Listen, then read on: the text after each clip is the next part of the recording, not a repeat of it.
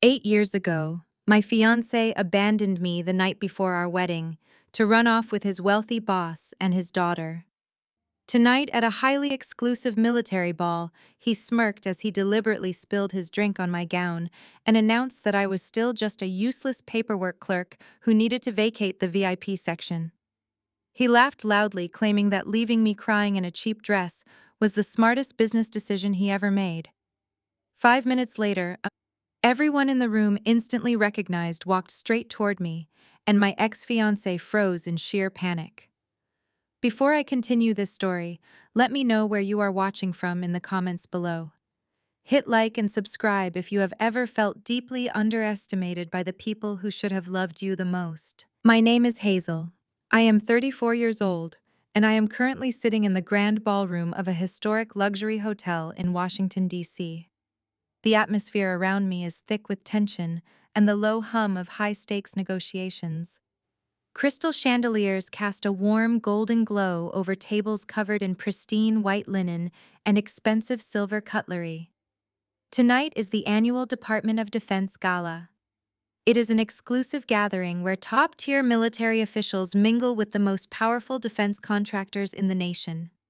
The air smells of expensive cologne-roasted meats and the unspoken desperation of men trying to secure billion-dollar government contracts. I am seated alone at table, right in the center of the VIP section. I am quietly reviewing a highly classified digital file on my encrypted tablet, enjoying a rare moment of peace before the evening truly begins. I have spent the last decade building my career from the ground up, clawing my way out of the tiny clerical cubicle I once occupied. The journey was grueling, filled with sleepless nights and relentless studying, but it molded me into someone unbreakable. I take a slow breath of the crisp air conditioning, feeling completely in control of my environment. Suddenly, a heavy crystal glass is slammed down onto the table right next to my tablet. The impact sends a wave of amber liquid splashing violently across the table setting. A generous splash of bourbon soaks directly into the sheer silk sleeve of my custom $12,000 gown. The sharp, pungent smell of alcohol immediately fills my senses. I do not jump. I do not gasp. I simply lock my tablet screen and slowly look up to see who has decided to interrupt my evening. Standing over me is Bradley. He is 36 years old now, but he wears the exact same arrogant and self-satisfied smirk that I remember from 8 years ago. He is dressed in a tailored tuxedo that looks incredibly expensive, yet somehow still reeks of a desperate need for validation. His hair is styled perfectly, and his posture radiates the unearned confidence of a man who believes the world owes him everything. Seeing him brings a sudden rush of memories.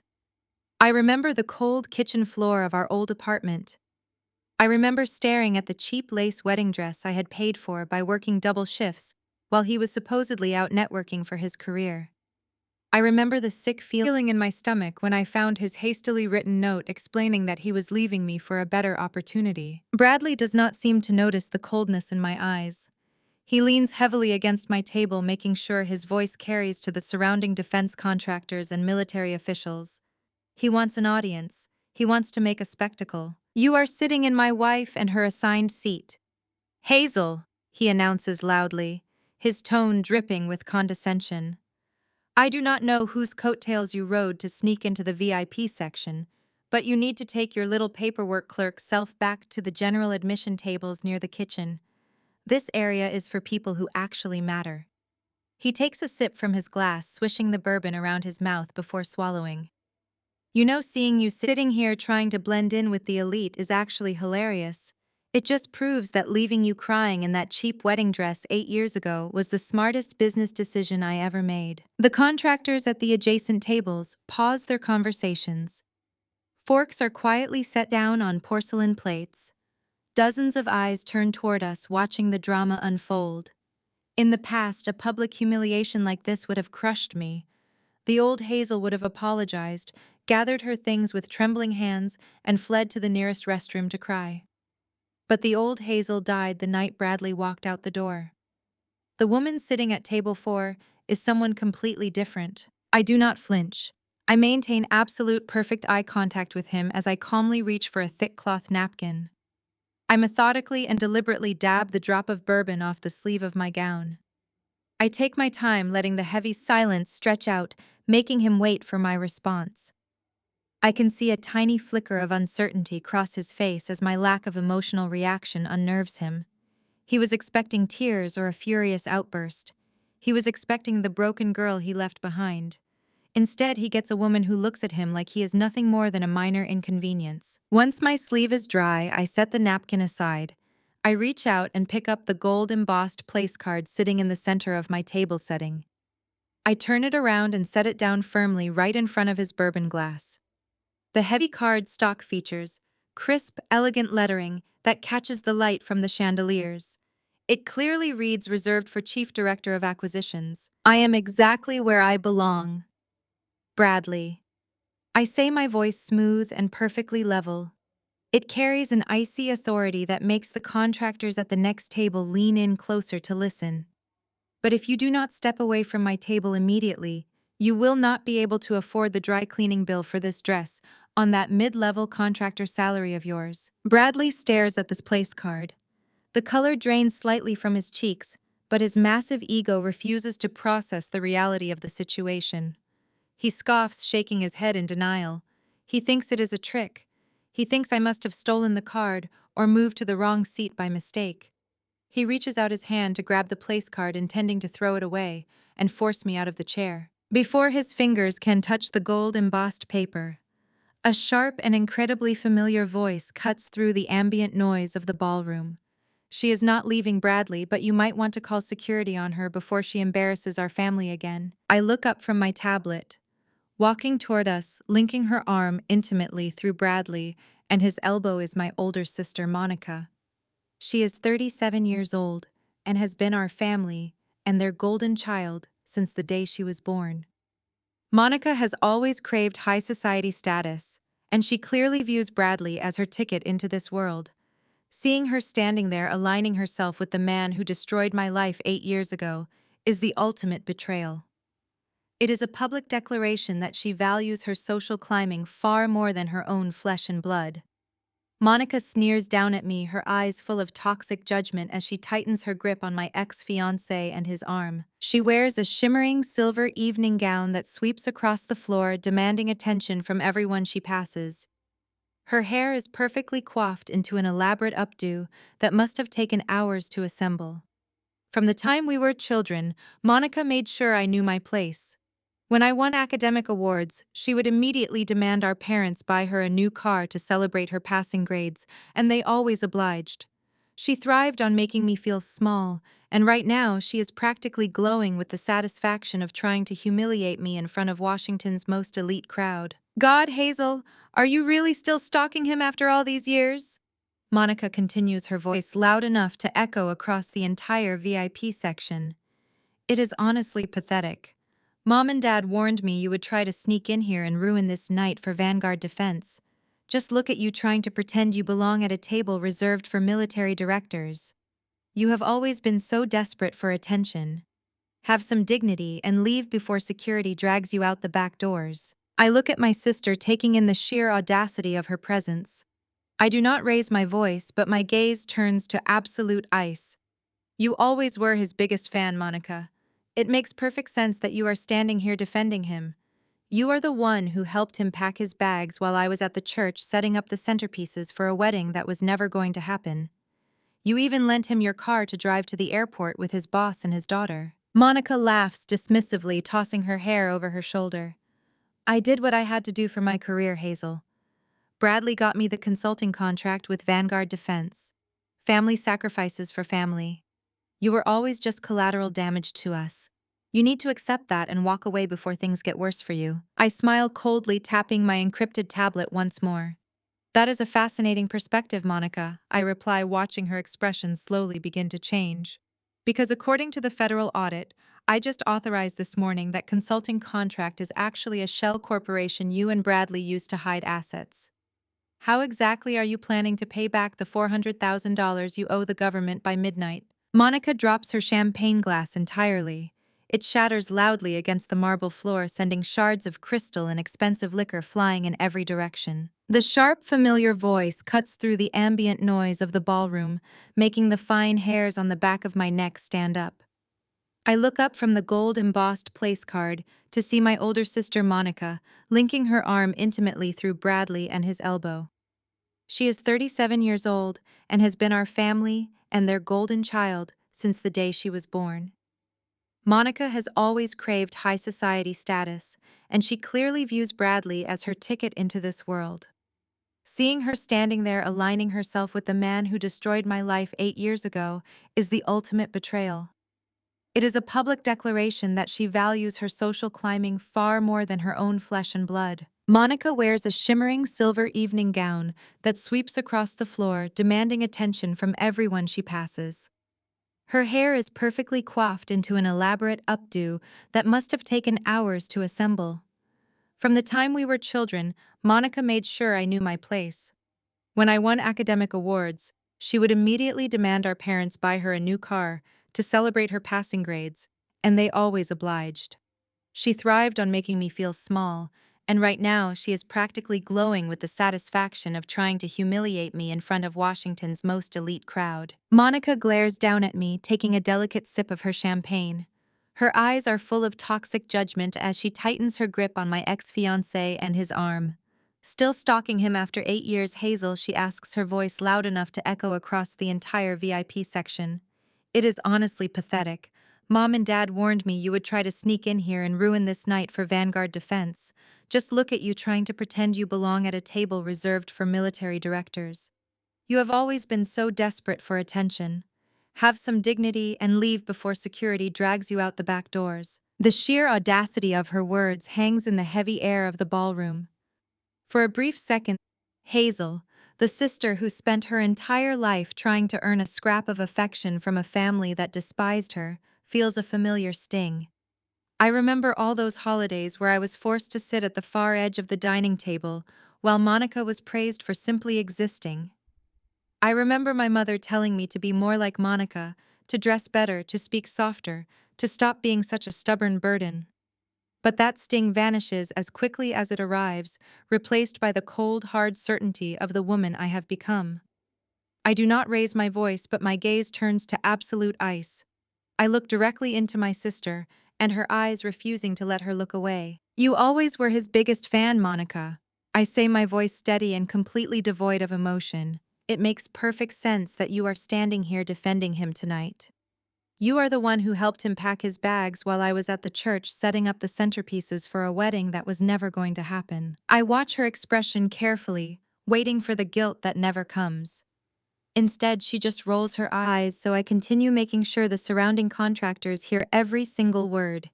You even lent him your car to drive to the airport with his boss and his daughter.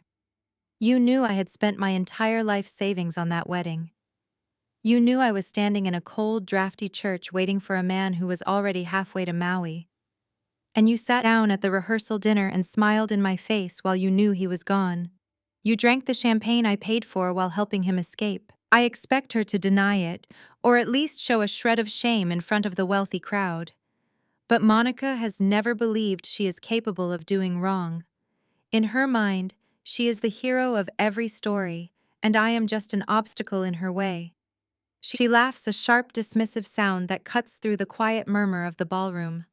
She adjusts her diamond necklace, looking around to make sure the elite guests are watching her put me in my place. I did what I had to do for my career, Hazel, Monica replies, lifting her chin with unearned pride. Bradley got me the consulting contract with Vanguard Defense.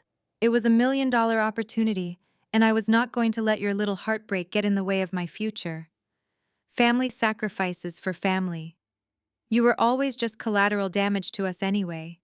You need to accept that and walk away before things get worse for you. Her words are meant to crush me, to put me back in the tiny box they built for me years ago. She expects me to crumble, to lower my head and run out of the building in tears. She wants me to validate her superiority by retreating into the shadows just like our parents trained me to do. But her words have the exact opposite effect. Hearing her admit it so casually, hearing her confess that my emotional destruction was simply the price of her business contract, removes any lingering trace of guilt I might have felt about what I am about to do. I look at her silver dress, her expensive jewelry, the smug tilt of her head, and I realize she has no idea she is standing on a trap door that I built. I smile coldly, tapping the screen of my encrypted tablet once more. That is a fascinating perspective, Monica, I say, watching her expression slowly begin to change. Because according to the federal audit, I just authorized this morning, that consulting contract is actually a shell corporation you and Bradley used to dodge federal taxes. Monica freezes. The smug smile vanishes from her face, instantly replaced by a sudden stark panic. Her grip on Bradley and his arm loosens as she stares at me. Her mouth opens slightly, but she seems unable to form a coherent response. The utter confidence she projected moments ago shatters, leaving behind a terrified woman who suddenly realizes she is entirely out of her depth. You set up a fake vendor account through Vanguard Defense. I continue, my voice projecting clearly over the silent tables. You billed them for non-existent logistical services and funneled the cash directly into offshore accounts to avoid reporting the income. You thought you were so clever hiding behind Bradley and his high-level security clearance. But you forgot that federal contractors are subject to random audits by the Department of Defense, and I happen to oversee those audits. I personally reviewed the routing numbers yesterday afternoon. Bradley tries to step forward to stop me, his face red with sudden fury, but I hold up my hand, commanding the space entirely. I am not finished. I tell them, my tone leaving absolutely no room for debate. The investigation officially launched at 8 o'clock this morning. Federal agents have already seized the servers at your supposedly thriving business. They have the ledgers, they have the fake invoices, they have every email you ever sent Bradley asking for your cut of the stolen money. Your entire fraudulent empire was dismantled while you were getting your hair done for this gala. Monica shakes her head frantically, trying to regain control of the narrative. You are lying, she stammers, her voice high-pitched and trembling. You are just a jealous paperwork clerk trying to scare us. Nobody is going to believe you over me. I am a respected consultant. You are nothing. I turn the screen of my tablet toward her, showing the official Department of Defense seal and the active warrant file bearing her name. I am not trying to scare you, Monica. I am simply informing you of your new reality. The evidence is irrefutable, and it is already in the hands of the authorities. There is no escaping this. Monica opens her mouth to speak again, but no words come out. Her face is completely pale, the color draining away as the absolute reality of her situation crashes down on her. The golden child, the untouchable favorite, is suddenly exposed as a common criminal in front of the very society she spent her life trying to infiltrate. The sheer weight of the impending consequences seems to physically press down on her shoulders. So I have to ask, Monica, I say, leaning forward slightly, resting my hands on the pristine white tablecloth. How exactly are you planning to pay back the $400,000 you owe the federal government by midnight tonight? Because if those funds are not in the Treasury account by the deadline, the arrest warrants become active at dawn. For a long moment, nobody moves. The wealthy defense contractors at the adjacent tables are staring at Monica with a mixture of shock and disgust. In Washington, D.C., there is no greater sin than getting caught stealing federal funds. Monica and her social standing. The one thing she values above her own family is evaporating in real time. She looks at Bradley for help, but he is staring at my tablet with wide, terrified eyes, realizing his own complicity is about to be dragged into the light. The realization that they cannot bully their way out of this predicament hangs heavy over table 4. Monica drops her champagne glass entirely. It hits the marble floor with a loud crack, shattering into dozens of pieces. The expensive liquor splashes across the hem of her designer gown, but she does not even notice. She is too busy staring at me, finally realizing that the sister she thought she could bully into submission is the one holding the keys to her absolute destruction. Before Monica can even attempt to scramble for an excuse, a new figure pushes her way into our circle. It is Vanessa. She is 33 years old, the daughter of Vanguard Defense and its billionaire CEO, and the very woman Bradley left me for all those years ago. She struts over with the aggressive confidence of someone who has never been told no in her entire life. She wears a diamond necklace that catches the chandelier light blindingly bright, and her posture screams entitlement. She does not even glance down as her designer stilettos crunch directly over the shattered crystal of Monica and her dropped champagne glass. Vanessa ignores the pale, trembling mess that is my sister, and she ignores the absolute panic sweating through her husband and his pores. Instead, she plants herself next to Bradley and glares down at me with unadulterated disgust. Is this the bitter ex? She demands, her voice sharp and carrying a nasal quality that grates against the sophisticated ambiance of the ballroom. Bradley, why is she still here? Security should have thrown her out the moment her cheap heels touched the lobby. I look at Vanessa. This is the woman I lost sleep over for months after the breakup. This is the phantom of perfection I used to compare myself against when I was a struggling clerk trying to make rent. Now looking at her, I feel absolutely nothing but a clinical cold amusement. She has no idea what is happening. She is entirely oblivious to the fact that her husband and her sister-in-law have just been exposed for federal tax evasion. She only sees a ghost from Bradley and his past sitting at a table she believes belongs exclusively to her bloodline. Bradley reaches out with a shaking hand, grabbing Vanessa by the elbow. Vanessa, wait! He hisses, his voice trembling. You need to stop, just let me handle this. But Vanessa rips her arm away from him, glaring at her husband as if he has lost his mind. I will not stop, Bradley, she snaps loudly. It is completely unacceptable that Vanguard Defense is hosting the most important military gala of the year, and your pathetic ex-fiancé is allowed to sit here and stalk us. She looks back at me, her lips curled into a sneer. I know exactly who you are, Hazel. Bradley told me all about how you begged him to stay, how you cried on the floor when he packed his bags. You are obsessed. You have been obsessing over our perfect life for 8 years, and now you have snuck into a restricted government event just to get a glimpse of us. It is sick. I remain perfectly still, my hands folded neatly over my encrypted tablet. I do not defend myself. I do not need to. The silence stretching from my end of the table only infuriates her further. She wants a catfight. She wants me to scream and cry so she can prove to the surrounding generals and defense contractors that I am the crazy, unstable ex-girlfriend she always imagined me to be. When I refuse to give her the reaction she desperately craves, Vanessa decides to take matters into her own hands. She turns her back to me and scans the room. Her eyes lock onto a passing military police officer. He is a commanding figure dressed in a crisp uniform, adorned with medals, patrolling the VIP perimeter to ensure the safety of the top-ranking officials. Vanessa raises her hand high in the air, waving down the officer with the arrogant impatience of someone hailing a cab. Officer, she calls out, her voice cutting through the hushed whispers of the surrounding tables. Officer, come here right now. The military police officer stops his patrol. He turns his head, assessing the situation before adjusting his posture and marching directly toward our table. His heavy boots thud rhythmically against the polished floor. The crowd of wealthy contractors and military brass part ways for him, sensing the escalating tension. Bradley looks like he might actually vomit. His breathing is shallow and rapid. He knows the audit I just mentioned is real. He knows I have the authority to freeze his accounts, and he knows his wife is about to ignite a fire he cannot put out. Hazel, please, Bradley whispers, his voice dropping to a desperate, pleading octave that Vanessa cannot hear. I will pay it back. I will do whatever you want. Just please do not do this. I ignore him, keeping my eyes locked on Vanessa as the officer approaches.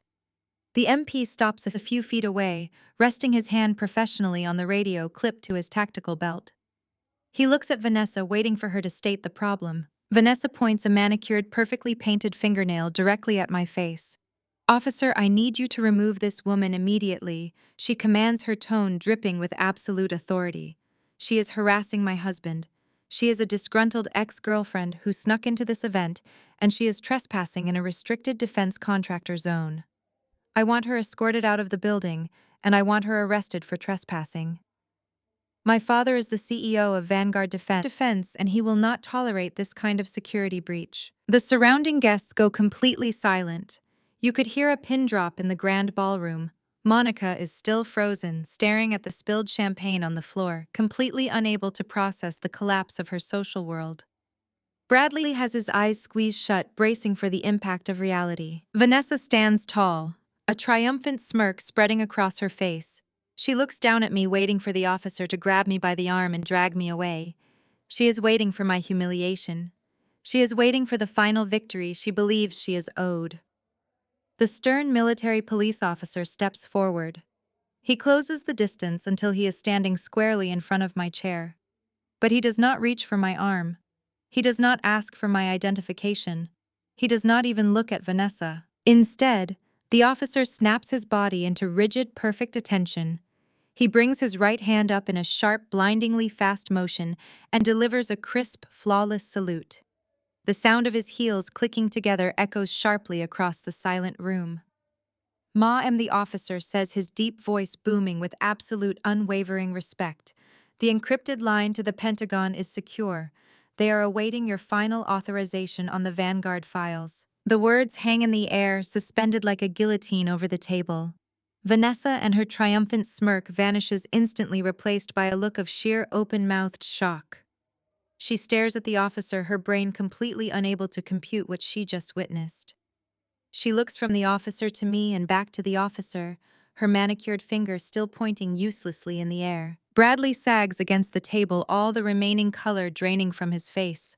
He realizes in this exact second that his wife has just ordered a military police officer to arrest the chief director of acquisitions for the Department of Defense. I do not gloat. I do not laugh.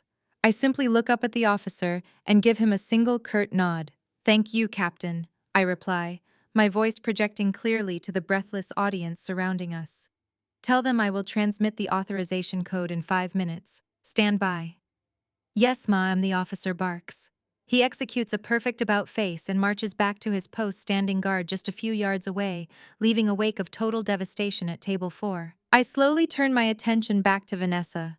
Her mouth is still hanging open. Her eyes are wide with a mixture of confusion and mounting terror.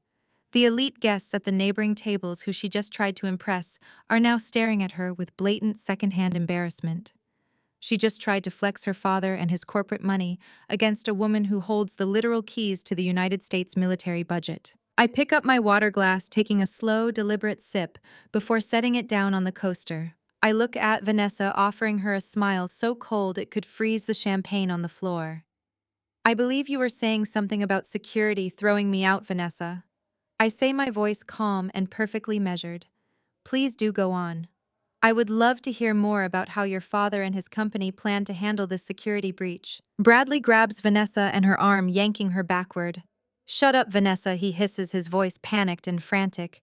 "Just shut your mouth before you ruin everything." But it is far too late for that. The damage is done. The power dynamic has violently shifted, and the ground beneath their feet is already crumbling.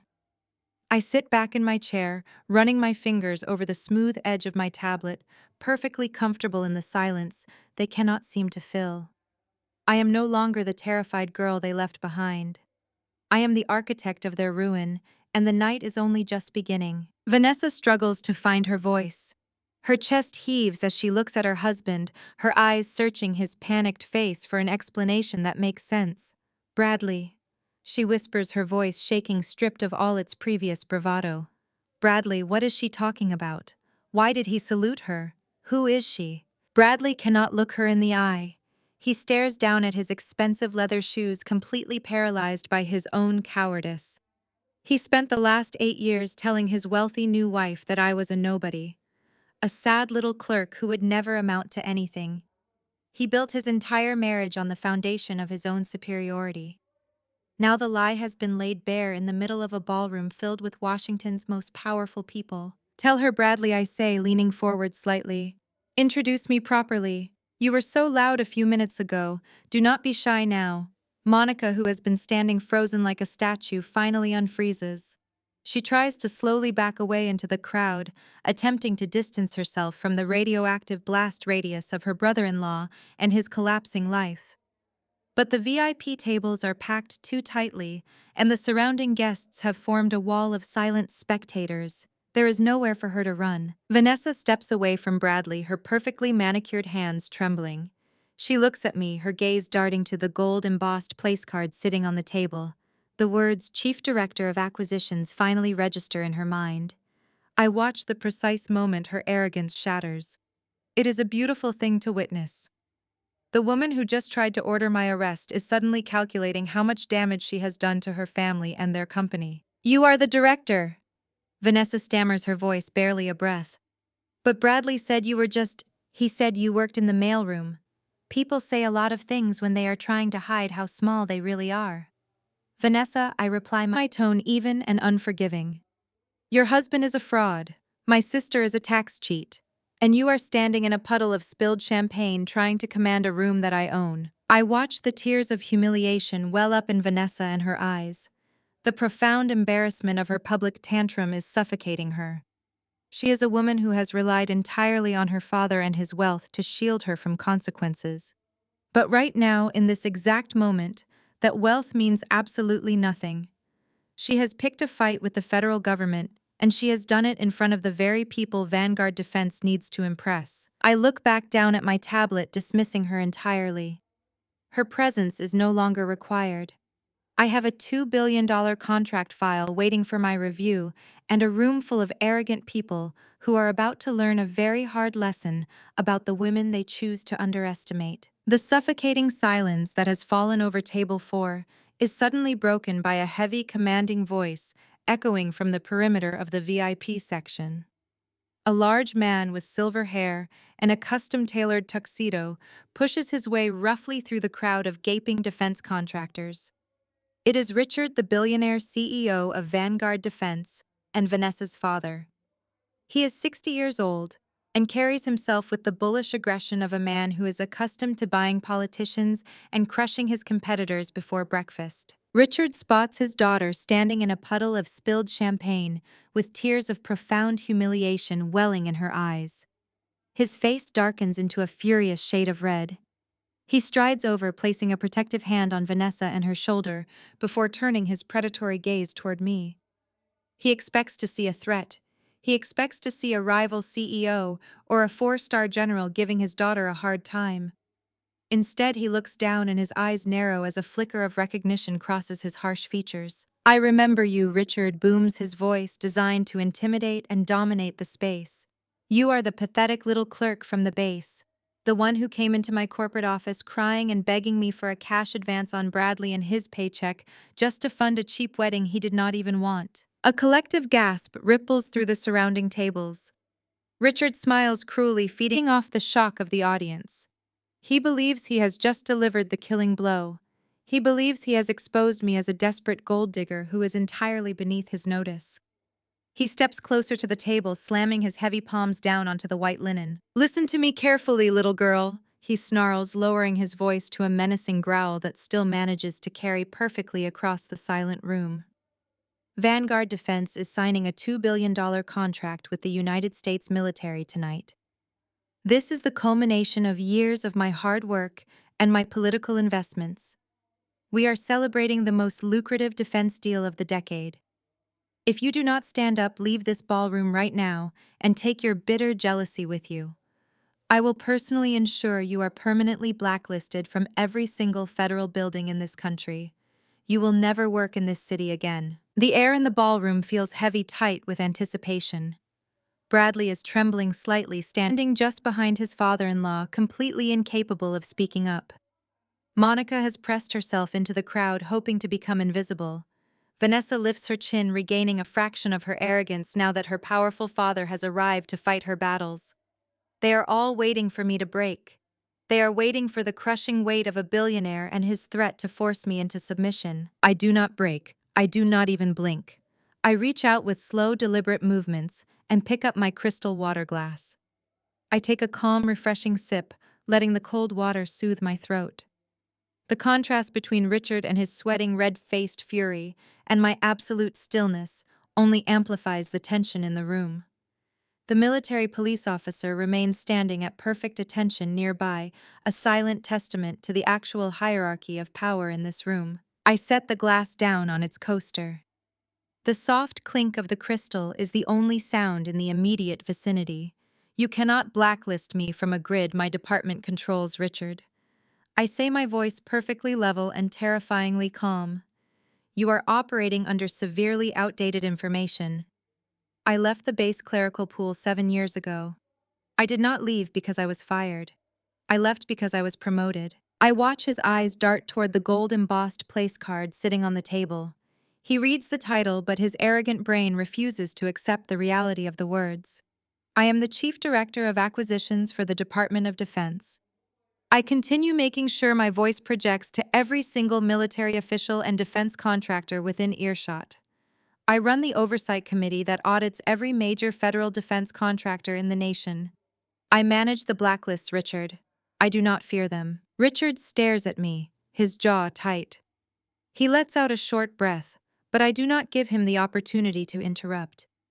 And that $2 billion contract you are celebrating so loudly tonight?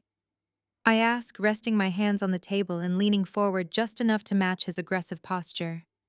The one you just claimed is the crowning achievement of your career.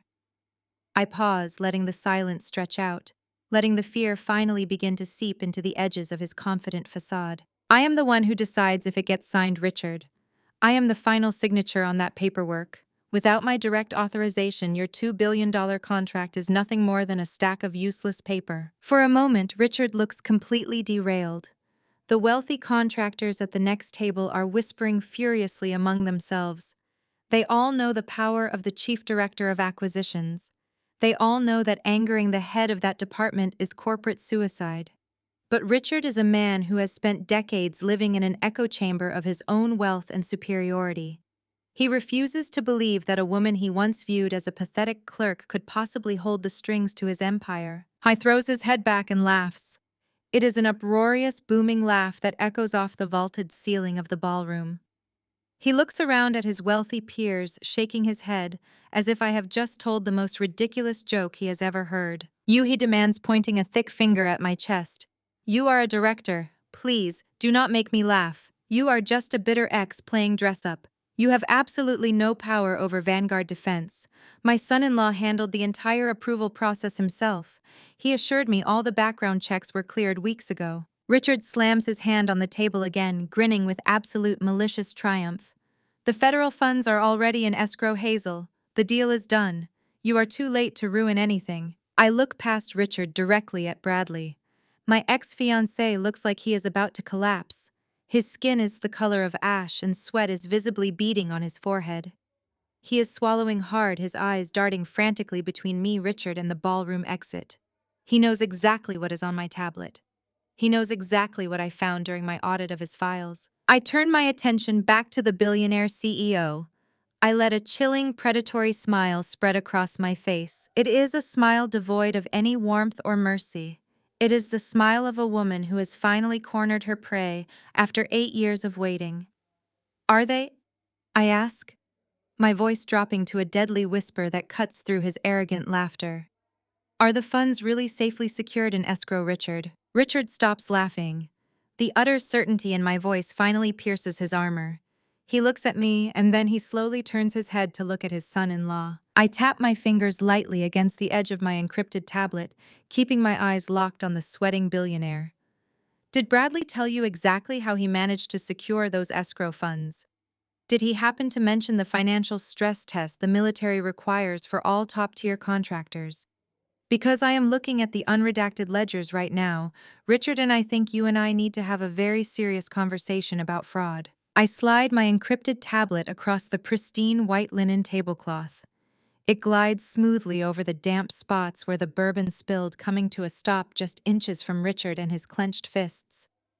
The screen glows brightly in the dim lighting of the ballroom, displaying a labyrinth of highlighted banking transfers, flagged offshore accounts, and federal warning markers.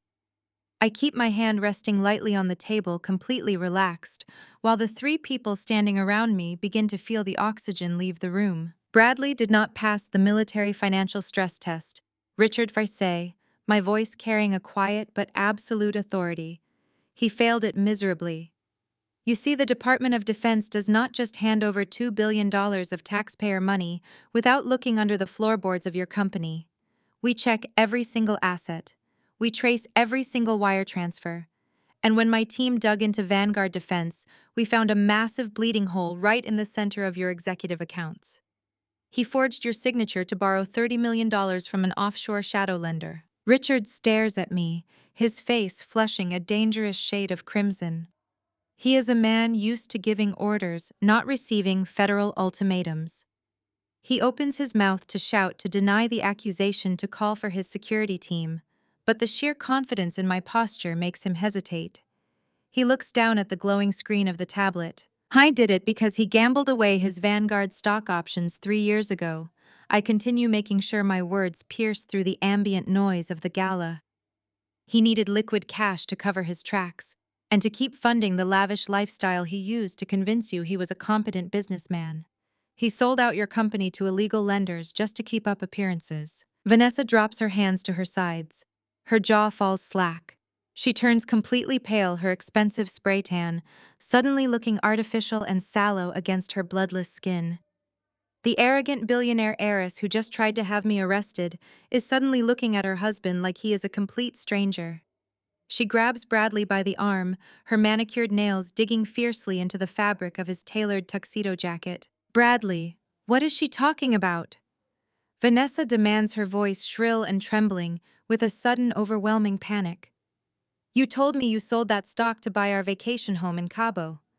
You said it was a brilliant cash investment for our future. You swore to me that the stock sale was approved by my father. Bradley does not answer her. He cannot speak. He is sweating profusely now. Great beads of moisture gather at his temples and roll down his neck, soaking into his starched white collar. His breathing is shallow and rapid. He looks like a man who has just stepped off a cliff and is waiting to hit the ground.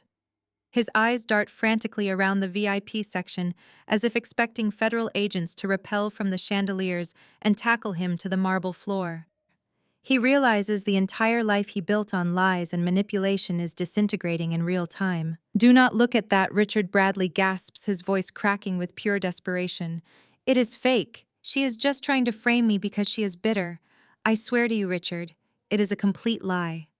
He lunges across the table, his arms outstretched, knocking over a crystal water pitcher in a frantic bid to snatch the tablet away. The water spills across the table, soaking into the linen and splashing onto Richard and his custom suit. But Richard is faster. The older man might be arrogant, but his survival instincts as a billionaire CEO are razor sharp. He grabs the tablet with both large hands, yanking it out of Bradley in his desperate reach. Richard holds the device close to his chest, his eyes widening in absolute unadulterated horror as he scrolls through the files. He is looking at the irrefutable banking ledgers my department legally intercepted during our security audit. He sees his own forged signature attached to a loan with predatory interest rates. He sees the routing numbers tracing back to a notoriously ruthless international crime syndicate. He sees the massive debts weighing down his legacy. You forged my name, Richard whispers, his voice dropping an octave, shaking with a rage so profound it seems to vibrate through the table. You put my entire company in debt to criminals. Bradley realizes that Richard is lost to him. The CEO of Vanguard Defense is looking at him not as a son-in-law, but as a liability that needs to be eliminated immediately to save the corporation. Bradley shifts his frantic, panicked gaze back to me. His survival instinct kicks in, overriding whatever small amount of pride he has left. He abandons his wife. He abandons his father-in-law. He turns all his desperate energy toward the woman he discarded 8 years ago. He reaches into the inner pocket of his tuxedo jacket with trembling fingers. He pulls out a sleek, leather-bound checkbook. His breathing is ragged. He leans over the table, crowding my personal space, his expensive cologne mixing with the smell of his nervous sweat. Listen, Hazel, he whispers, leaning in close so Richard and Vanessa cannot hear the full extent of his pathetic bargaining. We can make a deal. I know how this works in Washington. Everyone has a price. You are just a government employee. You do not make that much money. I will write you a check right now. Name your price to bury this audit. Just delete the file and walk away. I sit perfectly still, looking at the man I once thought I loved. This is the man who left me crying on a cold apartment floor because I was not wealthy enough for his ambitions. This is the man who just 5 minutes ago loudly mocked me for wearing cheap shoes and working a clerical job. And now he is standing over me begging for his life offering to buy his way out of federal prison using the very money he stole. He still thinks I am the same naive girl he manipulated a decade ago. He still thinks money is the only thing that matters in this world. I let a soft, genuine laugh escape my lips. It is a sound completely devoid of humor or mercy. I look directly into his terrified eyes, and I do not give him an inch of comfort. Write it. I say, my voice smooth and chillingly calm. Let us see what happens. Bradley scrambles for a gold pen in his jacket pocket. His hands are shaking so violently he drops it on the table once before managing to grip it. He presses the pen to the paper, tearing through the top sheet in his haste. He scribbles a check for $1 million. His handwriting is jagged and frantic. He signs his name, tears the slip of paper from the book, and pushes it across the damp tablecloth toward me. He looks at me with wide, pleading eyes, offering me $1 million to save his fraudulent life. I do not even look at the check. I do not touch it. Instead, I raise my left hand and tap a single glowing red icon on my encrypted smartwatch. The watch is directly synced to the command servers at the Department of Defense. High above us on the main stage of the grand ballroom, the giant projector screen meant to display Vanguard Defense and their celebratory logo abruptly flickers. The corporate branding vanishes entirely. The string quartet playing softly in the corner of the room suddenly stops playing as the musicians turn to look at the massive screen. A collective gasp ripples through the crowd of hundreds of elite guests. In place of the Vanguard logo, a massive live banking alert flashes in stark glowing red lettering for the entire gala to see. The words span the length of the stage, illuminating the ballroom in a harsh crimson light. Vanguard defense accounts, frozen by federal order. The silence in the ballroom is absolute and terrifying. Every single military, general, defense contractor and politician in the room turns their head to stare at the screen. They pull out their phones, watching in real time as the stock market alerts begin to hit their devices. The $2 billion contract is dead. The company accounts are locked. The escrow funds are seized. I look back down at Bradley. He is staring at the giant red letters on the screen, his mouth opening and closing like a suffocating fish. He looks back at the $1 million check sitting uselessly on the table between us. Your money is no good here, Bradley, I say, my voice echoing slightly in the quiet space. It seems your accounts are temporarily unavailable. The giant red letters on the main projector screen cast a harsh crimson glow over the terrified faces of the Vanguard defense executives. Bradley stands frozen, staring at the words that spell the absolute end of his freedom. The gold pen slips from his trembling fingers and drops to the marble floor with a sharp metallic clatter. The $1 million check he just wrote sits on the table, a worthless scrap of paper drawn on an account that the federal government has completely locked down. Richard, the billionaire CEO, looks like he might suffer a massive cardiac event right here in the ballroom. His chest heaves, and his face has turned an alarming shade of purple. He realizes that his son-in-law did not just lose a $2 billion contract. Bradley has dragged the entire Vanguard empire into a federal fraud investigation tied to an offshore shadow lender. Richard takes a sudden menacing step toward Bradley, his large hands curling into tight fists. He looks ready to physically tear the younger man apart. Vanessa backs away from her husband, stumbling slightly in her expensive designer stilettos. She wraps her arms around herself, staring at Bradley with an expression of pure revulsion. The illusion of her perfect wealthy marriage has just violently evaporated, leaving behind a desperate criminal who gambled away their future.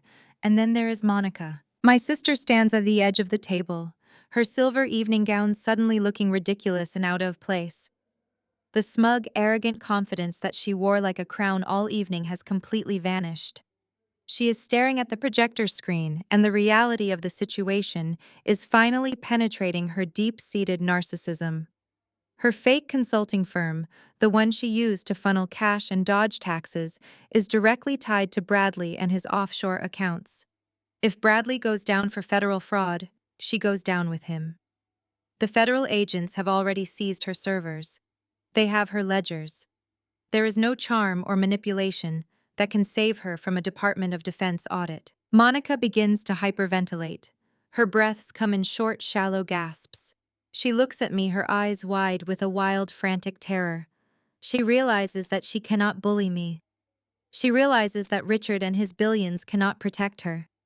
She realizes that Bradley is entirely powerless, driven into a corner by her own collapsing reality. Monica reverts to the only defense mechanism she has ever truly relied on. She regresses instantly to the spoiled golden child who always ran to mommy to solve her problems. It is a pathetic, deeply ingrained reflex. She frantically digs into her shimmering silver clutch. Her hands are shaking so violently that she drops her lipstick and a small compact mirror onto the floor. She ignores them, pulling out her cell phone. In her fractured, panicked mind, she actually believes that our mother can somehow intervene.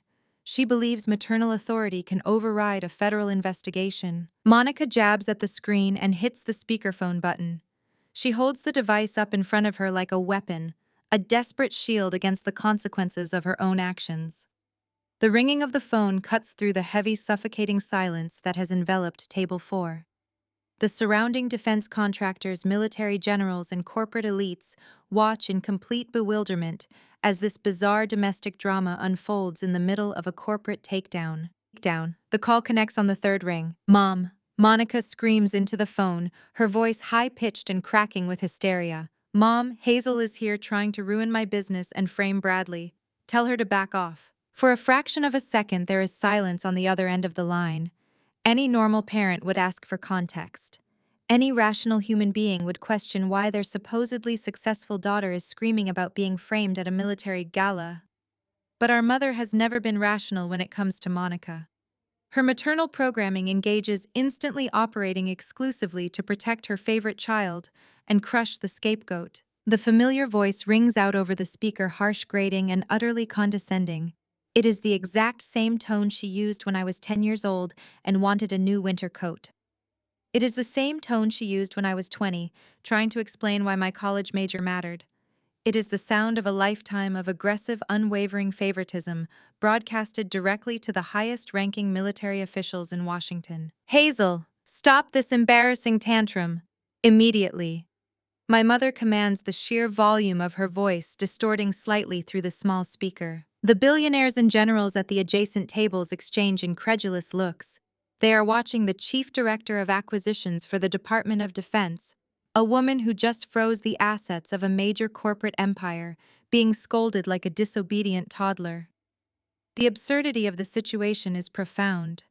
It highlights exactly the kind of toxic, delusional environment I spent my entire life trying to survive. I do not know how you snuck into that event, but you are making a complete fool of yourself. Our mother continues, her voice dripping with absolute disgust. You have always been jealous of your sister. You have spent your entire life trying to drag her down because you cannot handle the fact that she is better than you. Monica is successful.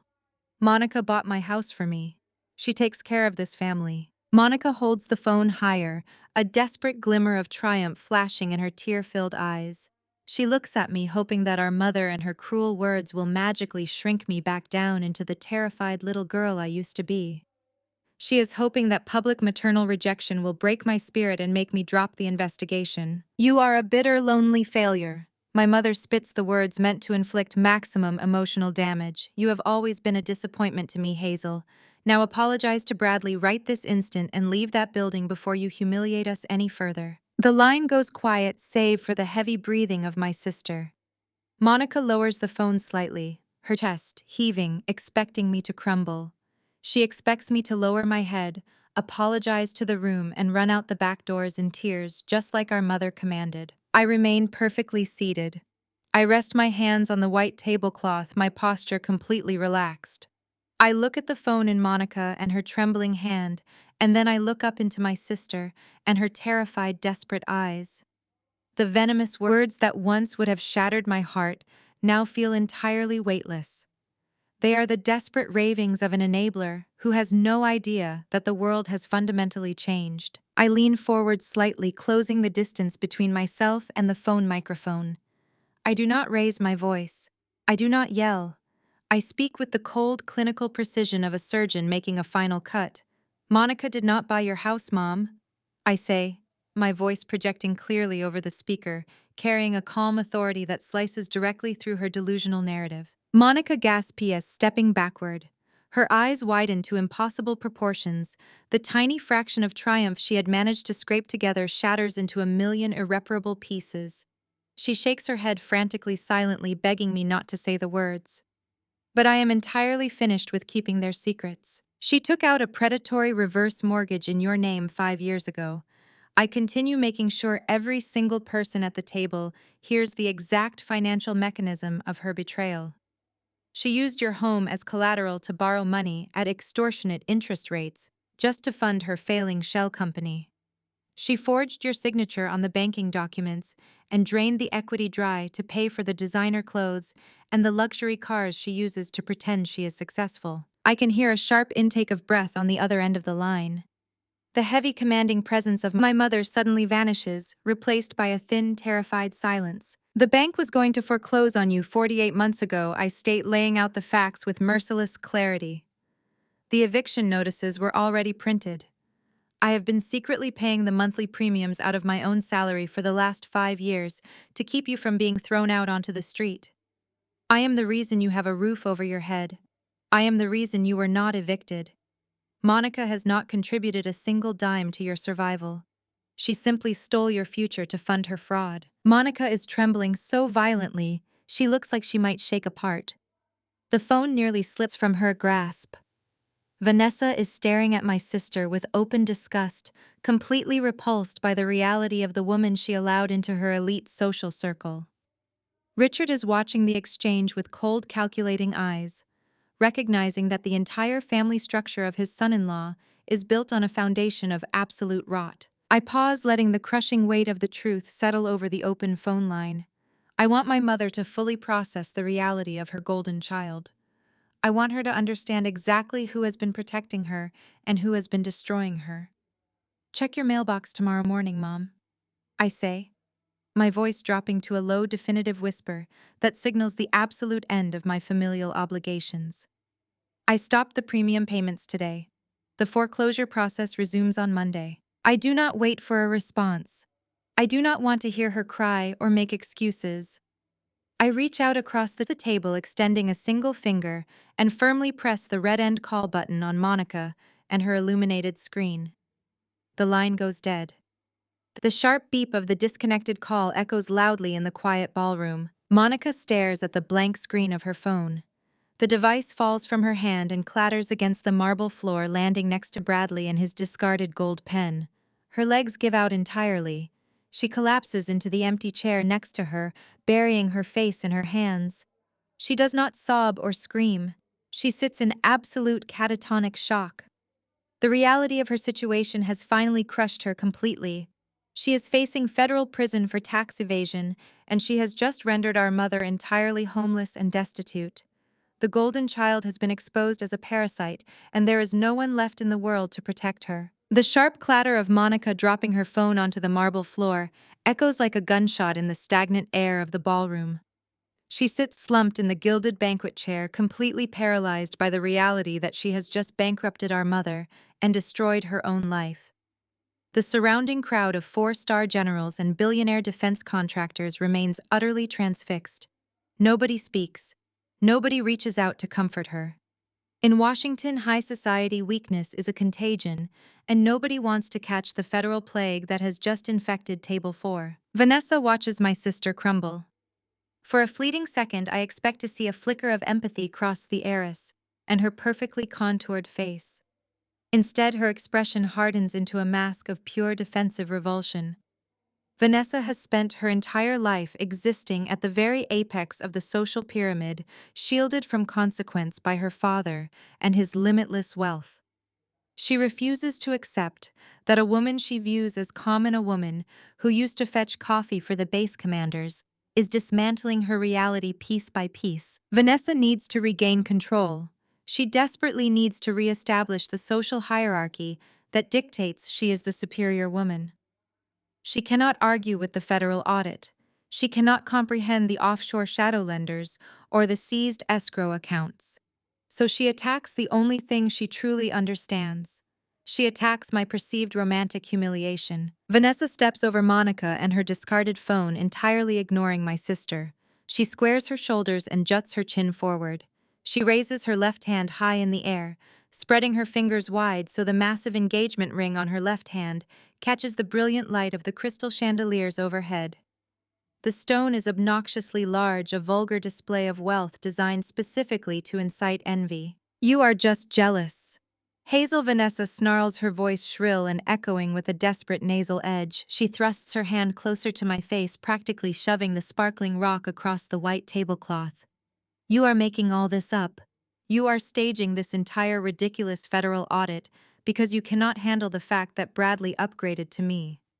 He realized he was wasting his life with a pathetic little clerk, and he chose a real woman. She turns her head, looking around at the silent crowd of military officials trying to rally them to her side.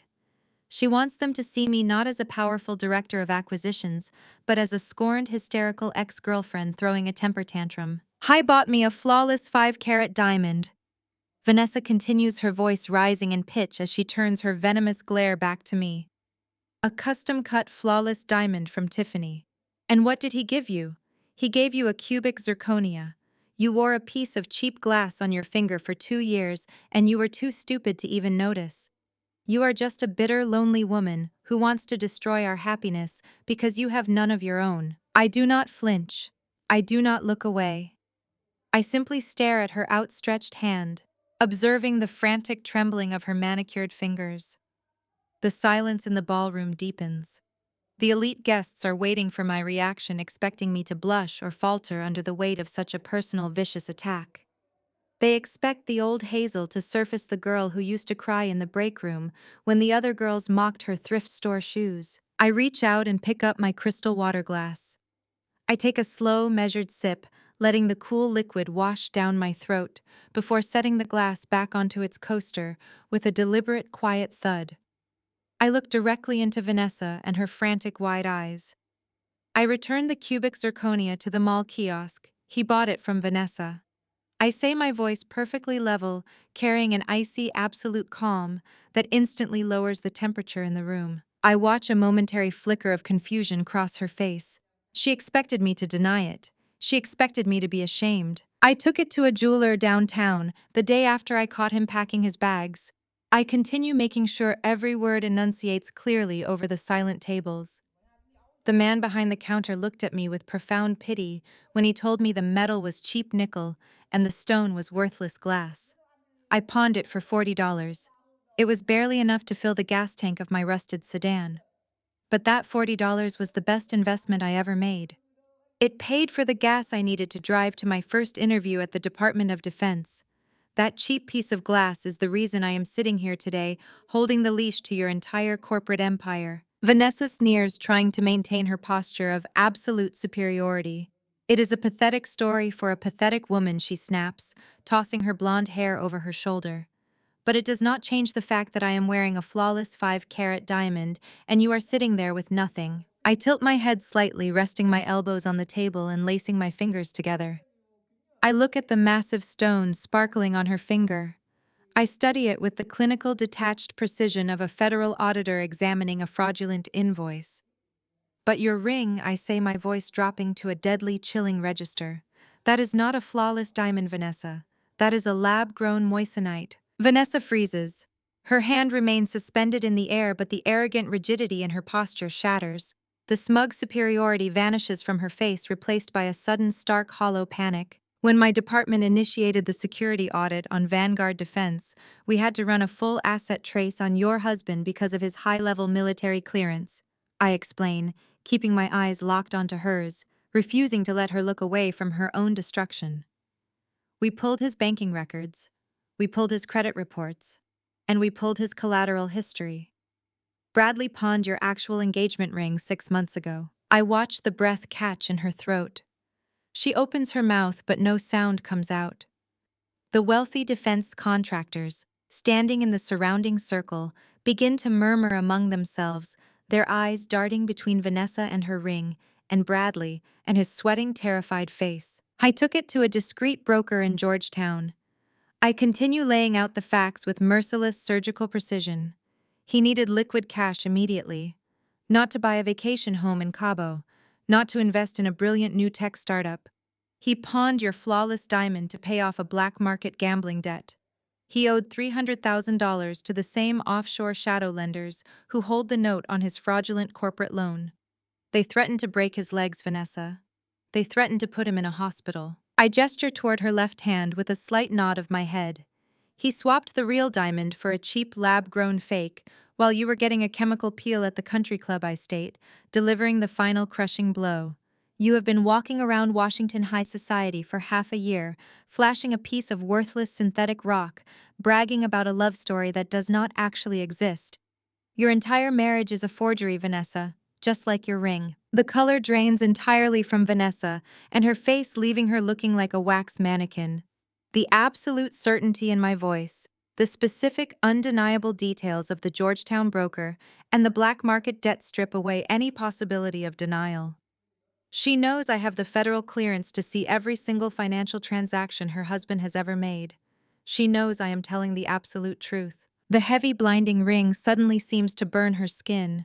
She gasps a sharp, agonizing sound that rips through the quiet ballroom. She grabs her left hand with her right, her manicured fingers clawing frantically at the metal. She yanks the ring off her finger with such violent force that it scrapes the skin, leaving an angry red mark across her knuckle. She holds the massive stone up to the light of the chandelier. Now that the seed of undeniable truth has been planted, her eyes finally see the reality she was too arrogant to notice before. She sees the slight rainbow-colored double refraction flashing inside the stone, the absolute unmistakable signature of cheap synthetic moissanite, rather than the pure white fire of a genuine flawless diamond. Vanessa drops her hand, staring at the fake ring resting in her palm as if it is a venomous spider. A deep guttural sob of pure humiliation claws its way up her throat. She has spent her entire life judging women based on the wealth their husbands could provide. She has spent 8 years mocking me for being unloved and poor. Now she is standing in a room full of billionaires holding a piece of fake jewelry purchased by a desperate, cowardly criminal. She turns slowly on her stilettos, facing her husband. The look in her eyes is absolute, unadulterated murder. Tell me she is lying. Vanessa screams, her voice cracking and echoing wildly across the vaulted ceiling of the gala. The sound is shrill and desperate, stripped of all her elite polish. Bradley, tell me she is making this up right now. Bradley takes a rapid, stumbling step backward. He looks like a cornered animal. His face is slick with heavy perspiration, and his eyes dart frantically from Vanessa to me, and then to the exit doors.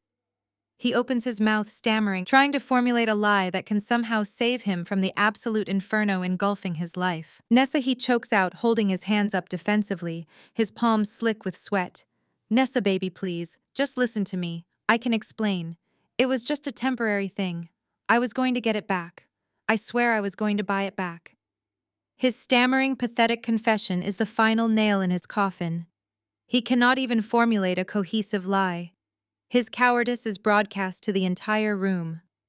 Before Bradley can string together another pathetic excuse, a massive sound violently shakes the table. Richard, the billionaire CEO of Vanguard Defense, brings his enormous heavy fist down onto the marble table with the force of a sledgehammer. The crystal water glasses rattle violently, and a heavy silver fork clatters onto the floor. Richard has been standing in silence, listening to the systematic dismantling of his son-in-law.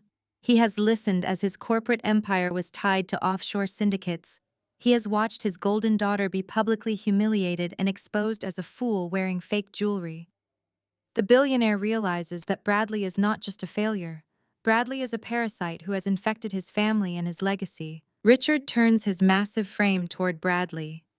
The veins in his thick neck are bulging against his starched white collar. His face is a mask of pure homicidal rage. He is no longer looking at the man who married his daughter. He is looking at a cancer that needs to be cut out immediately. Richard lunges across the damp white tablecloth with a speed and ferocity that completely defies his age. His large hands, thick with decades of unchallenged authority, snatch the lapels of Bradley and his bespoke tuxedo. The expensive fabric groans and tears under the sudden violent strain. Bradley lets out a high-pitched, suffocating gasp as his father-in-law yanks him forward, dragging him half over the table. The crystal glasses rattle, and a heavy silver fork clatters onto the marble floor. The surrounding crowd of defense contractors and military officials steps back in unison, giving the two men a wide berth. Nobody intervenes. Nobody wants to stand between a billionaire and the parasite who just destroyed his legacy. "You stole from my company!" Richard roars, his face mere inches from Bradley and his terrified, sweating forehead. Spittle flies from his lips. "You forged my signature. You pawned my daughter's ring." He shakes the younger man violently, snapping his head back and forth.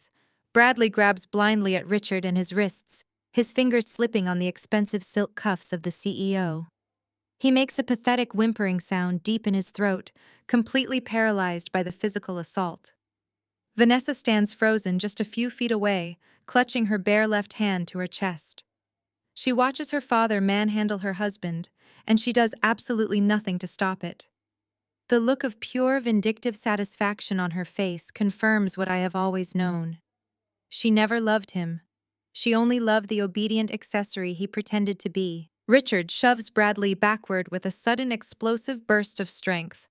Bradley stumbles his expensive leather shoes, losing traction on the spilled water, and he crashes hard into an empty banquet chair.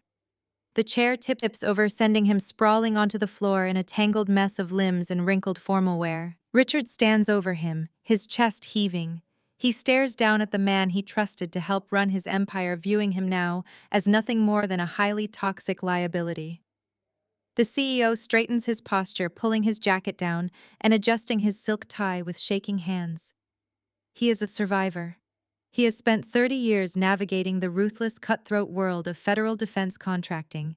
He knows that physical violence will not save Vanguard Defense from a Department of Defense audit. He needs to sacrifice the weakest link immediately. He needs to amputate the infected limb to save the corporate host. Richard slowly turns away from his son-in-law. He shifts his gaze across the table, meeting my eyes. The transformation is chilling. The homicidal rage instantly vanishes from his face, replaced by the desperate, calculating mask of a cornered diplomat. He lowers his head slightly, attempting to project a posture of humble cooperation. Director Richard says, his voice tightly controlled, attempting to inject a tone of respectful pleading into the silent ballroom. Vanguard Defense had no knowledge of this man's rogue actions. He gestures toward Bradley with a flick of his wrist, not even bothering to look at him. He speaks about him as if he is an errant, disgruntled intern rather than a senior executive. "We will terminate him immediately." Richard continues, taking a slow, careful step toward my side of the table. "We will surrender all of his internal communications and his corporate devices to your investigative team. We will fully cooperate with the federal authorities to ensure he faces maximum prosecution for his solitary crimes. Please, the $2 billion contract can still move forward without him. Vanguard is a pillar of national security. We can purge this infection tonight." I sit perfectly still, watching a billionaire strip away his own pride in a desperate bid to preserve his wealth. He is offering me Bradley on a silver platter, hoping the sacrifice of his son-in-law will satisfy the federal government. He expects me to accept the deal. He expects that I harbor enough personal resentment toward Bradley that destroying him will be enough to quench my audit. He fundamentally misunderstands who I am and what my department actually does. Before I can respond, a sudden frantic scrambling sound draws the attention of the entire room. Bradley pushes himself up from the marble floor. His tuxedo jacket is torn at the shoulder and his crisp white shirt is stained with spilled wine and water. His hair is plastered to his forehead with nervous sweat. He looks at Richard, his eyes wide with a horrific, dawning realization. He sees the cold, absolute betrayal in his father-in-law and his calculating gaze. Bradley realizes that all his maneuvering, his strategic marriage to Vanessa, his theft, his offshore accounts, all of it is ending with him taking the sole fall for the entire Vanguard empire. He is going to federal prison for decades, while the billionaire family washes their hands of him. The sheer terror of facing a lifetime behind bars strips away the last remaining shreds of his cowardly facade. The terrified intern becomes a cornered rat. The survival instinct kicks in, overriding his fear of Richard and his billions. Bradley lunges forward. He shoves Richard away with both hands, striking the older man square in the chest. The sudden assault catches the CEO off guard, causing him to stumble backward into the table. "Do not play the saint!" Richard Bradley screams, his voice cracking and echoing wildly across the vaulted ceiling of the ballroom. "Do not stand there and pretend you did not know exactly how this company operates. I have recordings." A collective sharp intake of breath ripples through the crowd of onlookers. The four-star generals and the political elites freeze, staring at the disheveled, frantic man standing in the center of the wreckage. Bradley points a shaking, desperate finger directly at his father-in-law. His chest heaves and his eyes are wide with the manic energy of a man choosing mutually assured destruction. "I have audio of you ordering me to bribe the safety inspectors on the new aerospace division," Bradley shouts, making sure every single military official in the room hears the accusation clearly. "I have the files backed up on a secure cloud server. I have the bank routing numbers for the payoffs you authorized to push those faulty turbine engines past the federal regulators." Richard turns the color of old parchment. The diplomatic mask slides right off his face, replaced by a look of absolute, unadulterated terror. The aerospace division builds components for military fighter jets. Bribing safety inspectors on defense aerospace contracts is not just corporate fraud. It is a catastrophic national security breach. It means Vanguard Defense knowingly put the lives of military pilots at extreme risk to increase their profit margins. It is treasonous. The entire corporate empire is dead. "If I go down, I am taking you and Vanguard with me." Bradley spits, his voice raw and shaking with adrenaline. "I am not taking the fall for your corruption, Richard. I will give the Department of Defense every single audio file I have." The silence in the ballroom is no longer just shocked. It is dangerous. The military officers standing nearby are looking at Richard with cold, hard judgment. The billionaire CEO realizes he is completely trapped. His own son-in-law, the man he just tried to sacrifice, has locked him inside a burning building and thrown away the key. Through the chaos of the mutual destruction, I keep my eyes tracking the perimeter of the table. While Richard and Bradley tear each other apart in the center of the room, my sister has been watching the federal trap snap shut. Monica is standing near the back edge of table 4. Her face is a sickly shade of gray. The reality of the aerospace bribery revelation has finally shattered her profound narcissism. She knows that a national security investigation will bring down the full wrath of the federal government. The FBI, the IRS, the Department of Defense, they will tear apart every single entity connected to Bradley and his finances. Her fake consulting firm, the Phantom Shell Company she used to funnel his stolen money, is directly in the crosshairs. They will audit her ledgers. They will find the predatory reverse mortgage she forced onto our mother. They will find every tax evasion scheme she has ever orchestrated. Monica decides to run. It is the cowardice of our mother living loudly inside her bones. She cannot face consequences. She cannot stand her ground. She slowly begins to back away. She slides her silver stiletto backward, trying to eliminate the sound of her footsteps. She keeps her eyes fixed on Richard and Bradley, hoping their explosive screaming match will provide enough cover for her to disappear. She takes another step, shrinking her shoulders, trying to blend into the shadows and slip into the dense crowd of onlookers. She plans to walk out the back doors of the gala, abandon her apartment, and flee before the federal agents can issue a warrant for her arrest. She thinks she is invisible. She thinks she can manipulate her way out of a federal dragnet simply by walking away. I do not move my head. I do not raise my voice. I simply lock eyes with my sister across the ruined table and raise my right hand. It is a small, deliberate gesture. Instantly, the shadows behind the elegant columns of the ballroom shift. 2 military police officers step out into the harsh light of the chandeliers. They are imposing figures clad in full tactical dress, their expressions grim and entirely unyielding. They move with silent, immediate precision, cutting straight through the crowd of elite guests who quickly part to let them through. They step directly behind Monica, blocking her path to the exit. They stand shoulder to shoulder, forming an impenetrable human wall. Monica gasps, spinning around and nearly tripping over her own expensive gown. She looks up at the officers, her mouth falling open in silent, terrified shock. She takes a frantic step to her left, but another officer moves to flank the table, cutting off her secondary escape route. The perimeter is entirely sealed. The trap I spent months building has perfectly closed around every single one of them. No one is leaving. Nobody moves the lead. Military police officer commands, his voice echoing with absolute authority over the hushed, frantic whispers of the elite crowd. He rests his hand heavily on his tactical utility belt, an unspoken promise of immediate physical restraint. The second officer mirrors his stance, stepping perfectly in sync to block the adjacent aisle. Their expressions are carved from stone, completely impervious to the wealth and status radiating from the guests around them. The entire VIP section, the four-star generals, the prominent senators, the rival defense contractors, collectively hold their breath. The realization ripples through the grand ballroom like an electric current. This is not a simple corporate disagreement or a dramatic domestic squabble. They are witnessing a highly coordinated, high-level federal takedown orchestrated by the Department of Defense. The powerful men and women who just moments ago were eager to shake Richard and his hand now physically recoil, taking wide, deliberate steps backward to distance themselves from the radioactive blast radius of Table 4.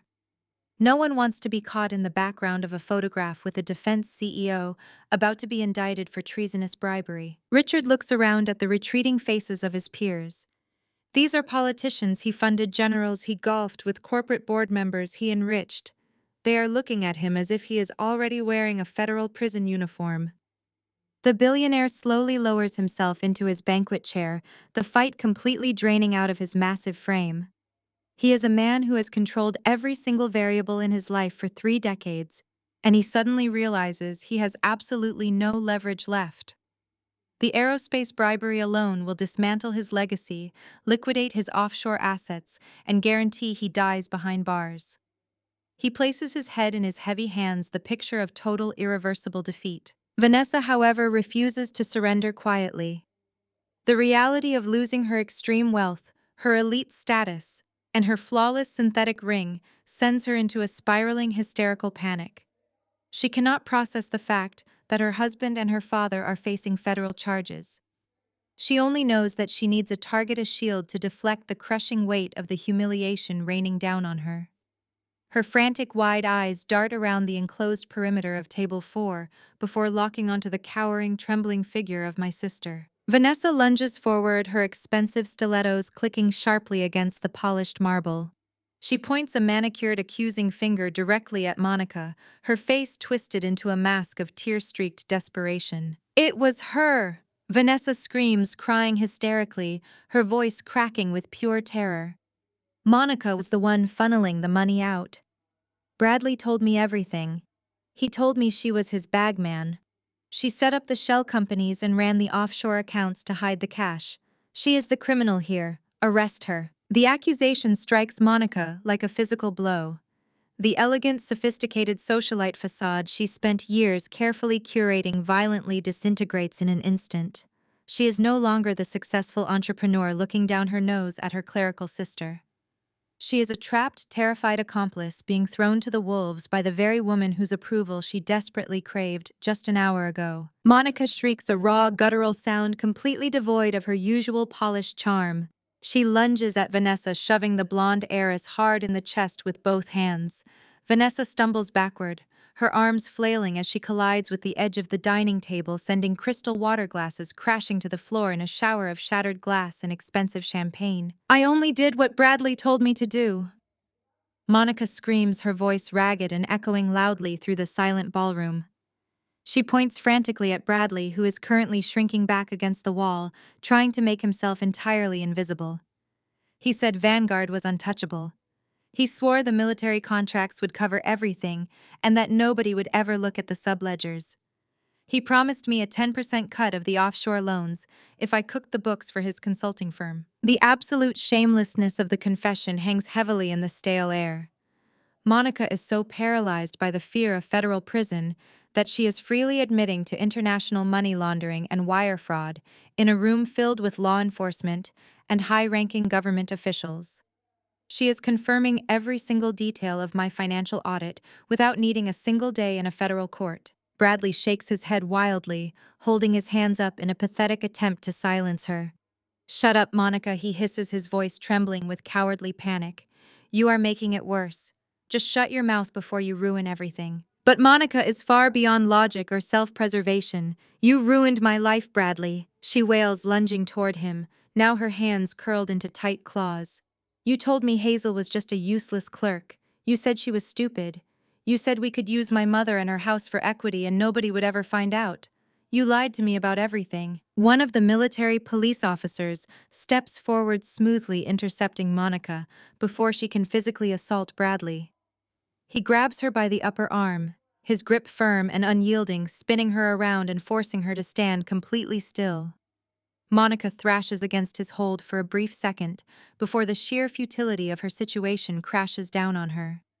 She collapses into a weeping, shivering mess, her silver designer gown pooling around her on the wet floor. Vanessa is leaning heavily against the table, sobbing loudly, her expensive makeup running down her face in dark, ugly streaks.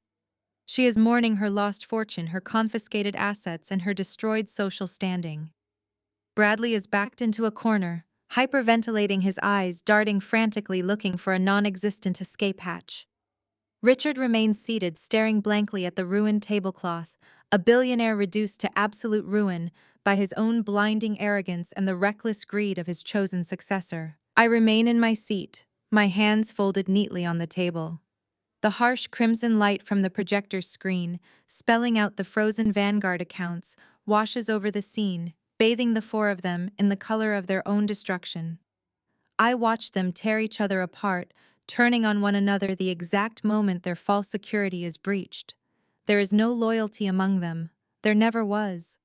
Their relationships were built entirely on transactional greed, mutual exploitation, and a shared delusion of superiority. They thought they were the apex predators. They thought the rules did not apply to them because they wore expensive tailored suits, drove luxury cars, and hid behind massive corporate logos. They assumed that because I wore cheap shoes and worked a clerical job, I was blind to their corruption. They mistook my silence for ignorance. They mistook my patience for weakness. I slowly stand up from my chair. The movement is fluid and deliberate, instantly drawing the attention of the entire room. The weeping from Vanessa and Monica falters. Bradley holds his breath. Richard looks up, his eyes bloodshot and entirely defeated. I smooth the front of my dress, taking a long moment to look at each of them. I look at my sister, who sold out our mother for a taste of high society and a designer handbag. I look at the man who discarded me for a billionaire heiress because I was not wealthy enough for his grand ambitions. I look at the heiress who mocked my existence and tried to have me thrown out of the building. And I look at the CEO who believed American national security was his personal corporate piggy bank. Yao built a house of cards on the assumption that I would always be the quiet, obedient scapegoat, I say, my voice perfectly level, carrying clearly across the grand ballroom, so every general and politician can hear exactly how this empire fell. You assumed I would just keep taking the insults, keep paying the bills, and keep shrinking myself down to make you feel taller. I step around the table, moving closer to the terrified group. The military police officers part slightly, acknowledging my authority and giving me a clear path. You thought a government clerk was beneath your notice. I continue, my gaze locking onto Bradley and his wide, panicked eyes. You left your digital footprints across a dozen offshore servers. You routed illegal loans through easily traceable shell companies.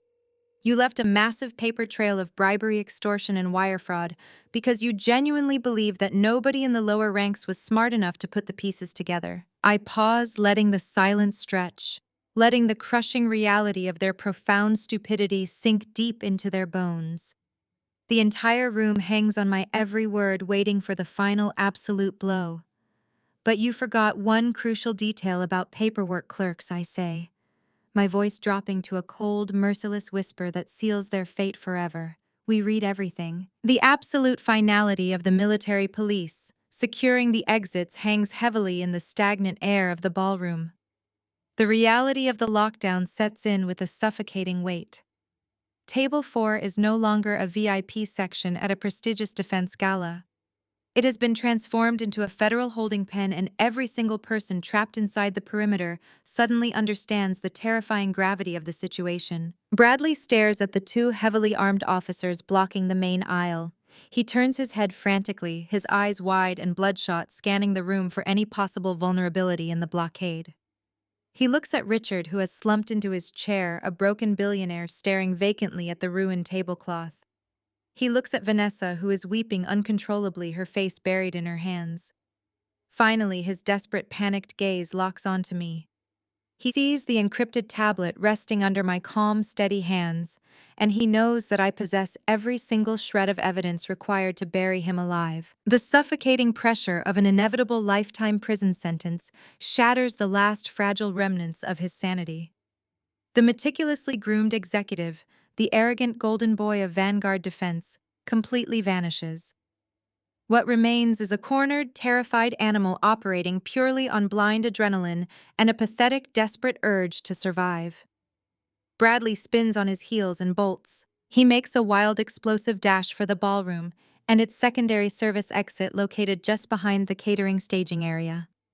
His expensive leather dress shoes slip slightly on the polished marble floor, but he catches his balance and launches himself forward with terrifying, reckless speed. The elite attendees of the gala, the four-star generals, the politicians, and the wealthy defense contractors, are entirely unprepared for the sudden physical chaos erupting in their midst. They gasp and scream, scattering like frightened birds as Bradley barrels toward them.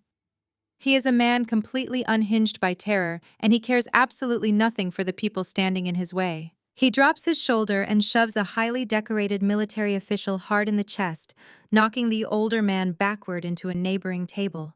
He violently pushes past a group of wealthy socialites, their expensive silk gowns tearing as they scramble frantically out of his destructive path. A waiter carrying a massive silver tray of champagne flutes freezes in the aisle, paralyzed by the sudden stampede. Bradley does not even attempt to sidestep him. He lowers his head and plows directly into the young man. The waiter goes down hard, the silver tray clattering loudly against the marble, while dozens of glasses shatter, sending shards of crystal and expensive alcohol flying in every direction. Bradley does not look back. He ignores the shouts of the military police officers ordering him to halt. He keeps his eyes locked solely on the heavy swinging doors of the service exit. Those doors represent his only remaining chance. They represent the dark labyrinth of the hotel kitchens, a path to the loading docks, and the anonymity of the Washington streets where he can disappear and access his emergency offshore funds. He is breathing in ragged, desperate gasps, his arms pumping wildly as he closes the distance.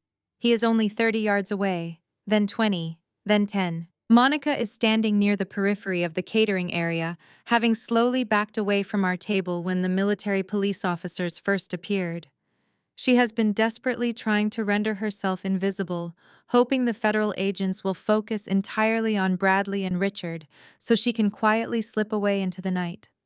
But as she watches Bradley sprinting furiously toward the exit, a sudden predatory calculation flashes across her pale face. Monica is a survivor of the most toxic, parasitic variety.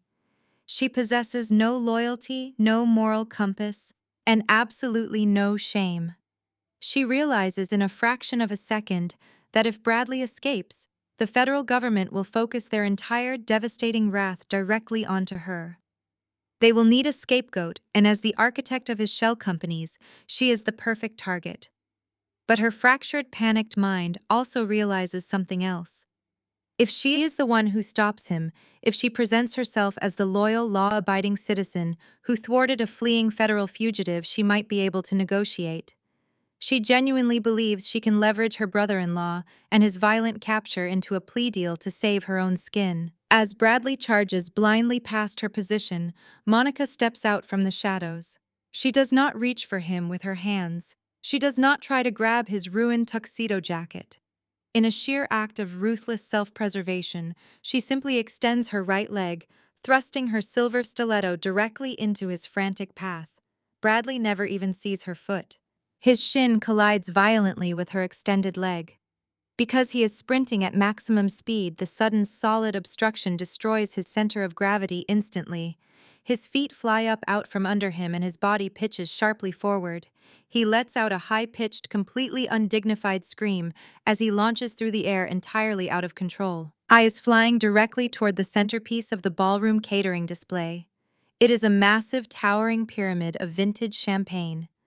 12 tiers of pristine crystal coupes, meticulously stacked and filled to the brim with pale gold liquid, resting on a sturdy circular table covered in crisp white linen. Bradley crashes headfirst into the very center of the tower. The impact is catastrophic.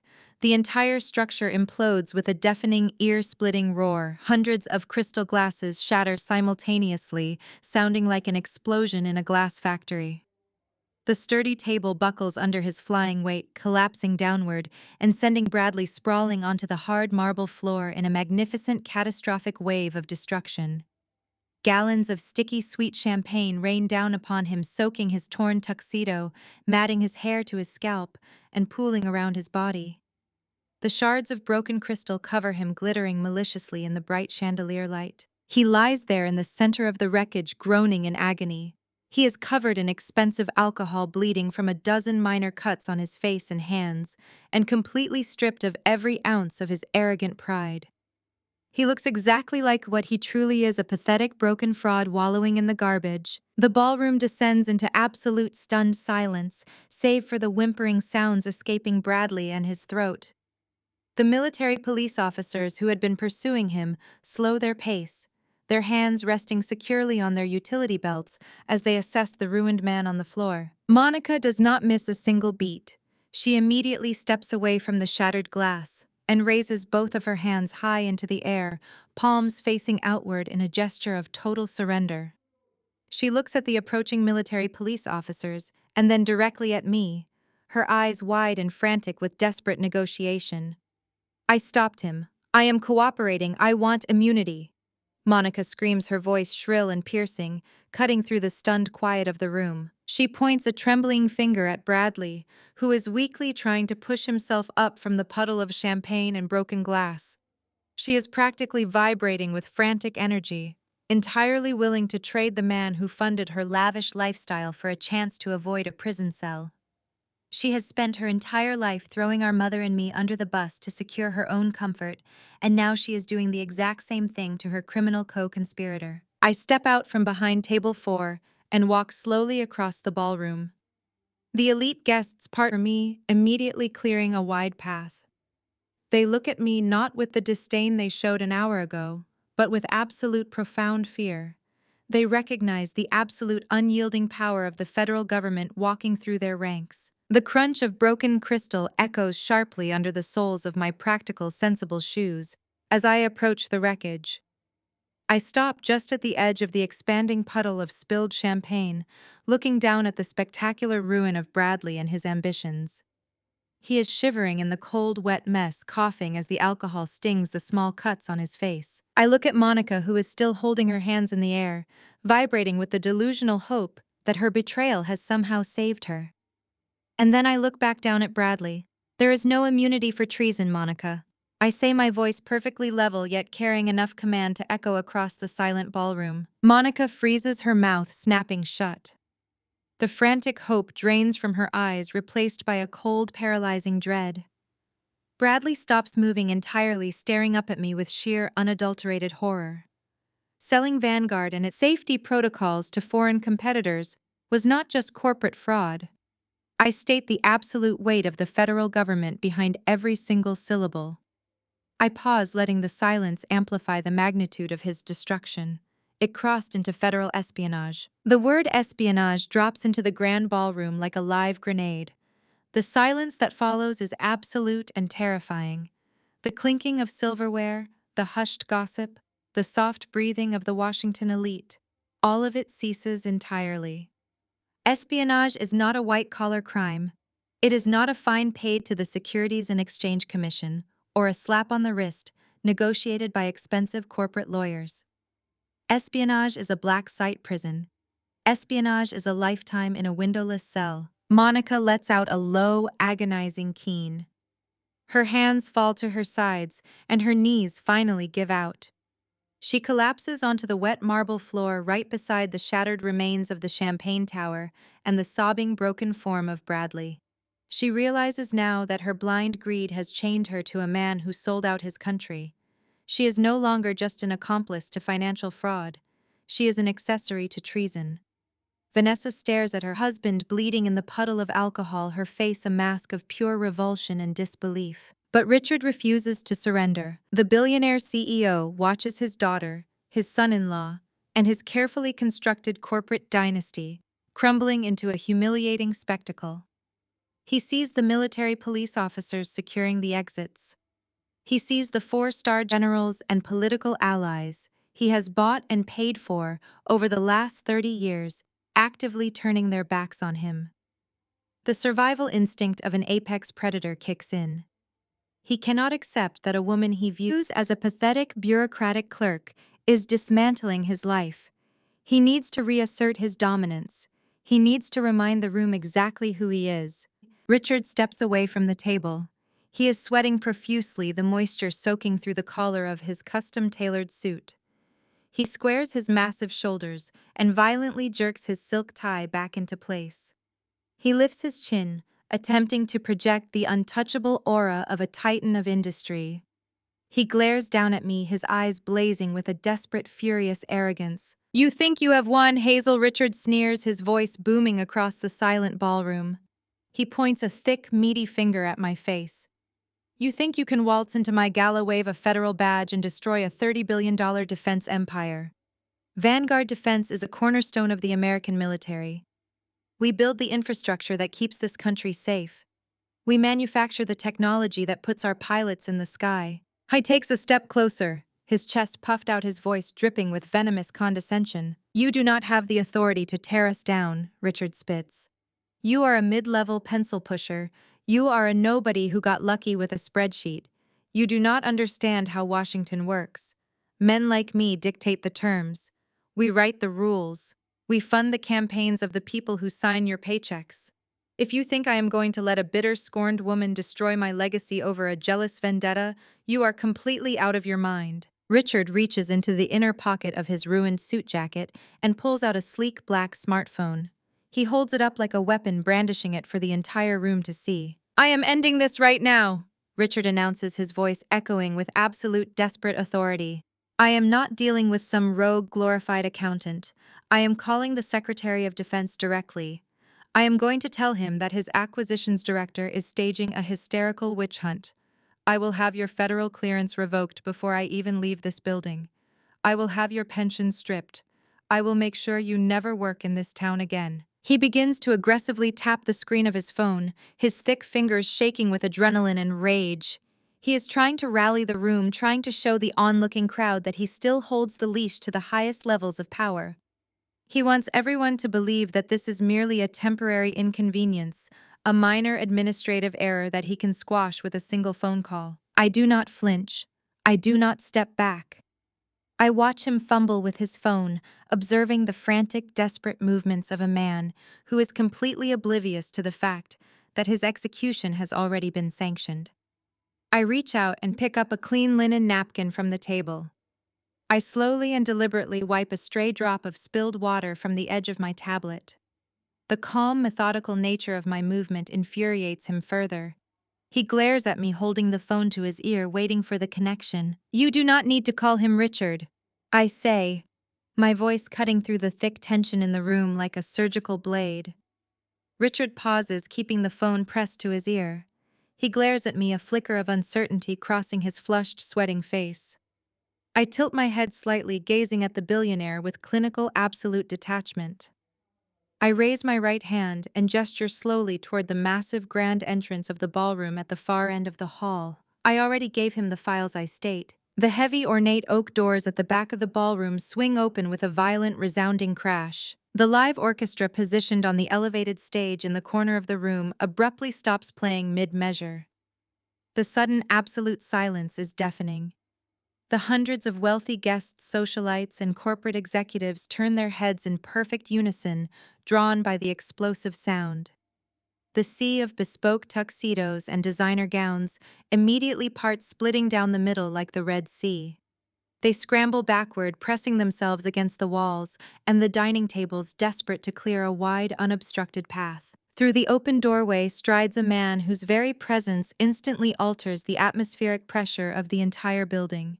It is General Thomas Albright. He is a legendary four-star general, the chairman of the Joint Chiefs of Staff, and arguably the most powerful military figure in the country. He is a man who commands wars, dictates global strategy, and holds the absolute respect of every single uniformed officer in the room. He does not walk. He marches. His pristine uniform is decorated with rows of commendations reflecting decades of combat and strategic command.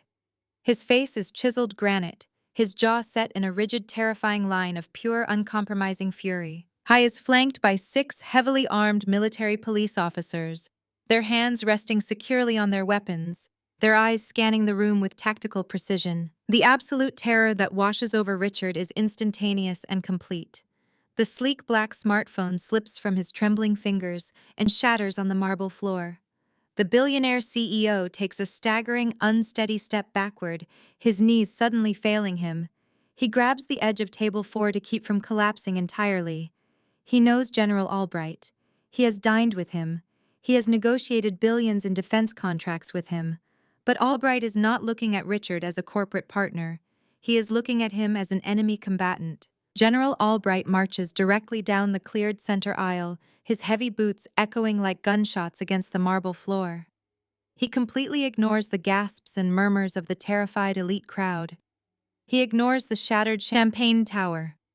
He ignores Bradley groaning in the wet glass and Monica weeping on the floor. He stops exactly 3 feet away from Richard. The four-star general looks down at the sweating, trembling billionaire. The disgust radiating from Albright is palpable. It is a thick, suffocating wave of military judgment. He looks at Richard the way a man looks at a venomous snake that has crawled into his home. "You wanted to speak to the Defense Department," Richard the General says, his voice a low, terrifying rumble that carries to every corner of the silent ballroom. "I understand you have a complaint about my acquisitions director." Richard opens his mouth, but his throat is completely paralyzed. No sound comes out. He swallows hard, his Adam's apple bobbing erratically.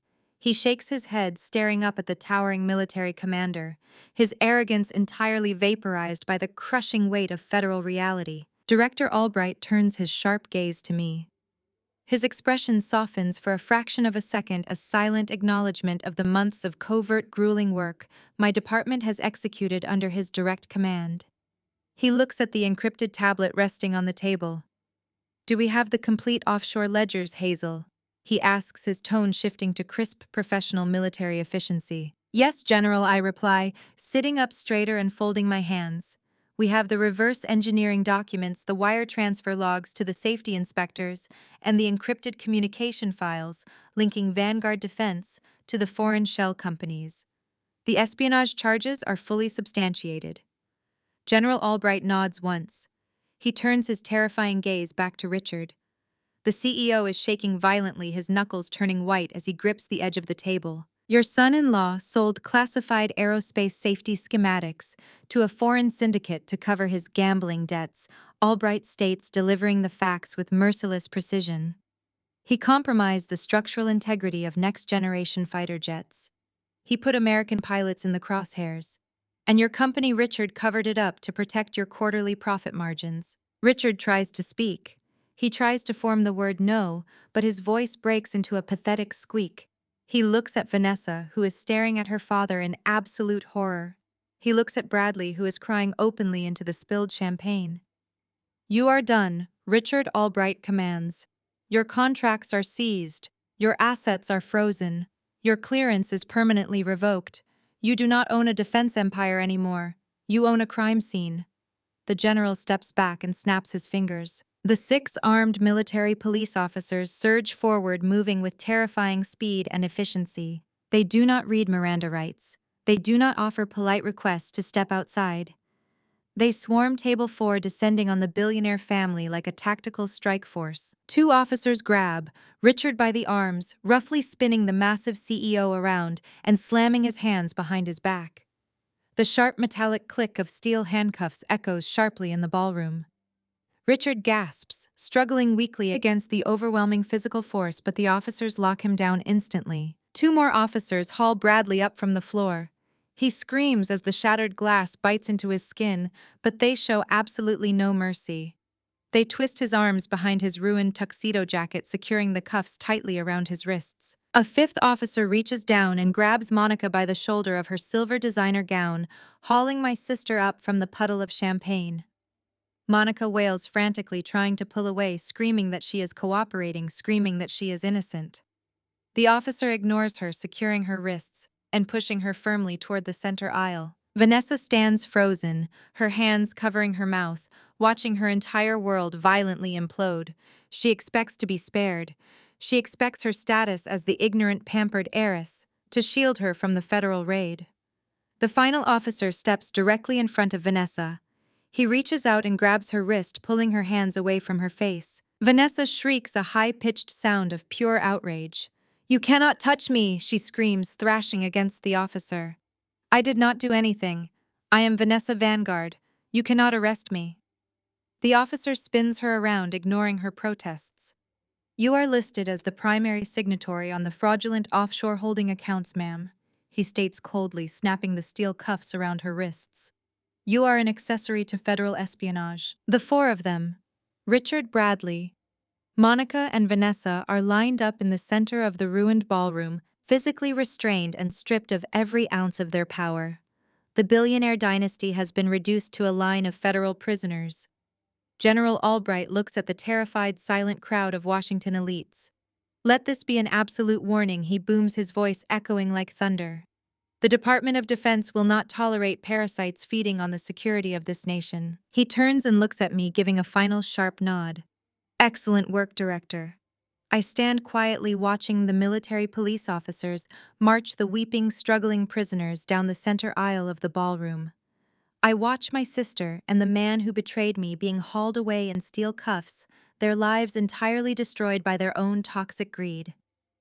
I pick up my crystal water glass, taking a slow, measured sip of the cool liquid. I have finished the audit. General Thomas Albright moves through the parted sea of Washington elites with the unstoppable momentum of a heavy armored tank. The rhythmic thud of his polished boots against the marble floor serves as a grim countdown for the cornered executives at table 4. The surrounding crowd of defense contractors and socialites shrinks back, pressing themselves against the gilded columns and banquet tables. They are desperate to avoid making eye contact with the legendary four-star general. The atmosphere in the ballroom has shifted from a lavish celebration of wealth to a stark, terrifying display of absolute federal power. The 6 armed guards flanking the general move with lethal, synchronized precision, their eyes scanning the wreckage of the shattered champagne tower and the weeping figures on the floor. Bradley is currently lying in the center of that wreckage. He is surrounded by the jagged remains of 100 crystal coupes and soaking in gallons of spilled vintage champagne. The sticky liquid saturates his torn tuxedo jacket and mats his hair against his scalp. He is bleeding from a dozen superficial cuts on his hands and face, where the shattered glass bit into his skin. He groans, shifting his weight and feeling the sharp crunch of crystal beneath his palms. He raises his head, his vision swimming momentarily, before locking onto the imposing figure of General Albright, marching directly down the center aisle. In the fractured, desperate mind of a lifelong narcissist, reality is entirely subjective. Bradley does not see an executioner coming to seal his fate. He sees a lifeline. He sees the chairman of the Joint Chiefs of Staff arriving at a Vanguard defense gala, and his warped survival instinct immediately rewrites the narrative to suit his desperate needs. He convinces himself that General Albright is here to secure the $2 billion aerospace contract. He convinces himself that the military needs Vanguard too much to let a minor administrative squabble derail their supply chain. He genuinely believes that if he can just project his usual polished charm, if he can just control the optics of the situation, he can charm his way out of a federal trap. Bradley pushes himself up from the ruined floor, ignoring the sharp sting of glass slicing into his palms. He staggers to his feet, his expensive leather shoes slipping dangerously on the slick marble. He completely ignores Monica, who is still sobbing hysterically near the fallen table. He ignores his wife Vanessa, who is staring at him with a mixture of profound disgust and pure horror. Bradley frantically wipes the sticky champagne from his face with the back of his torn sleeve, smearing a thin streak of blood across his cheek in the process. He grabs the lapels of his ruined tuxedo jacket, giving them a sharp tug in a pathetic attempt to straighten the soaking torn fabric. He takes a deep, shaky breath and forces his mouth into a wide, charismatic smile. It is a grotesque, terrifying expression. His teeth are bared in a grimace of pure desperation, and his eyes are wide and manic. He takes a stumbling step forward, stepping directly into the path of the advancing four-star general. General Albright Bradley calls out, his voice unnaturally loud and echoing with a forced, hearty enthusiasm that sounds completely unhinged in the silent ballroom. "Thank God you are here." The armed guards flanking Albright instantly tense their hands, dropping to the grips of their sidearms as this bleeding, disheveled man steps into the aisle.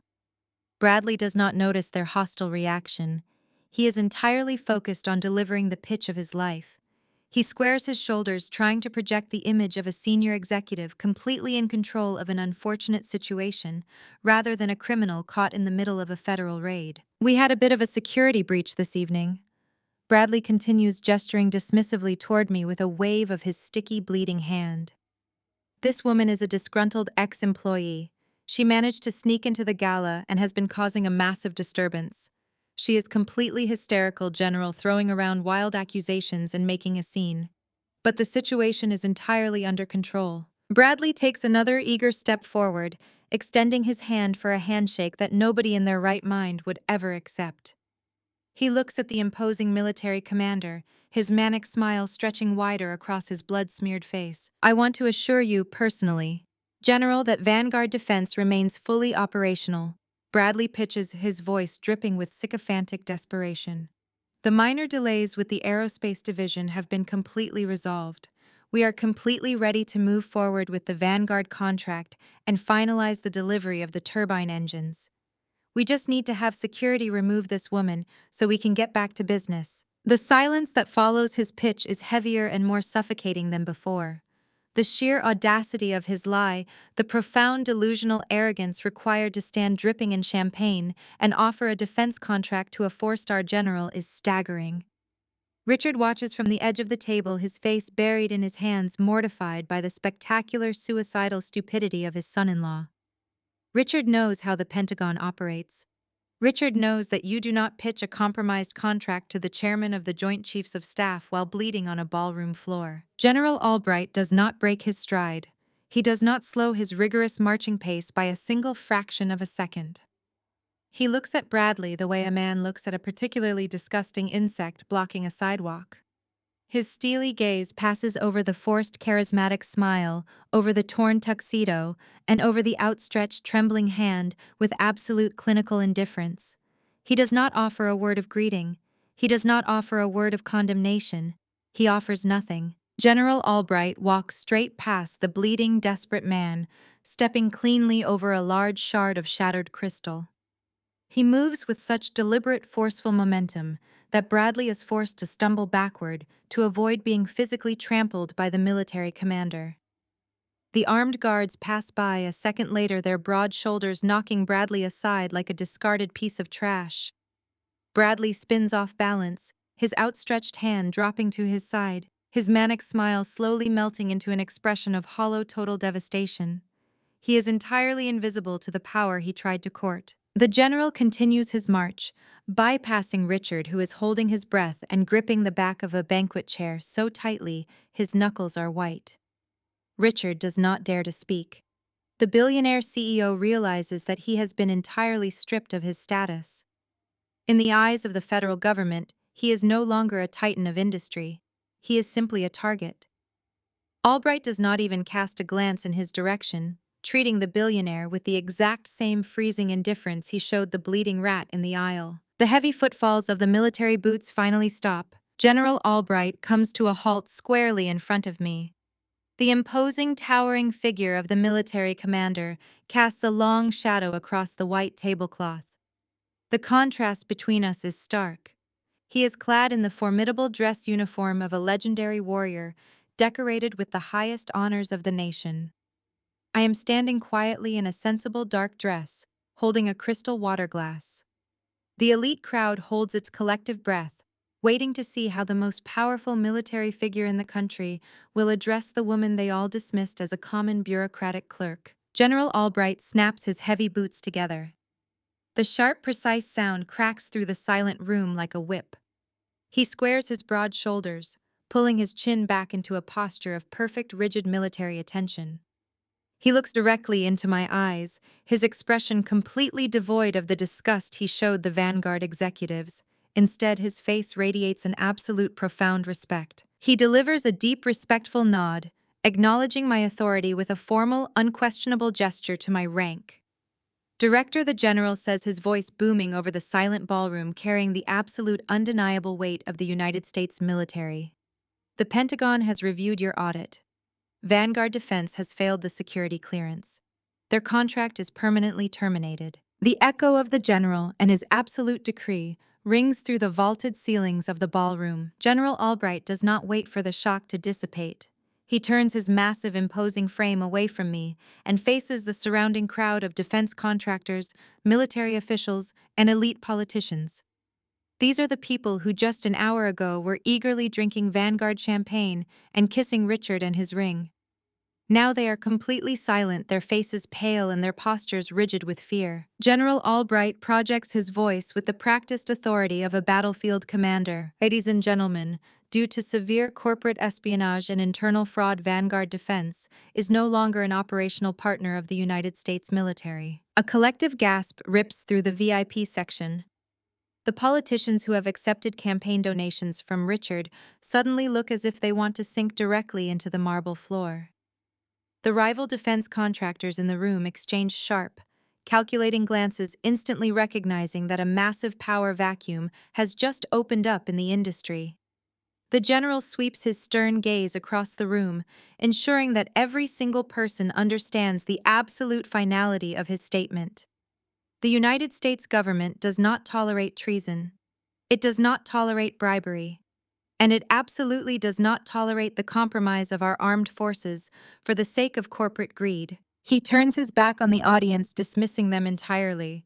He focuses his attention solely back to me. The military police officers standing around the perimeter adjust their stances, their hands resting on their weapons, maintaining the strict lockdown. I am honored to announce that the defense contract has been officially awarded to the only firm that discovered this breach.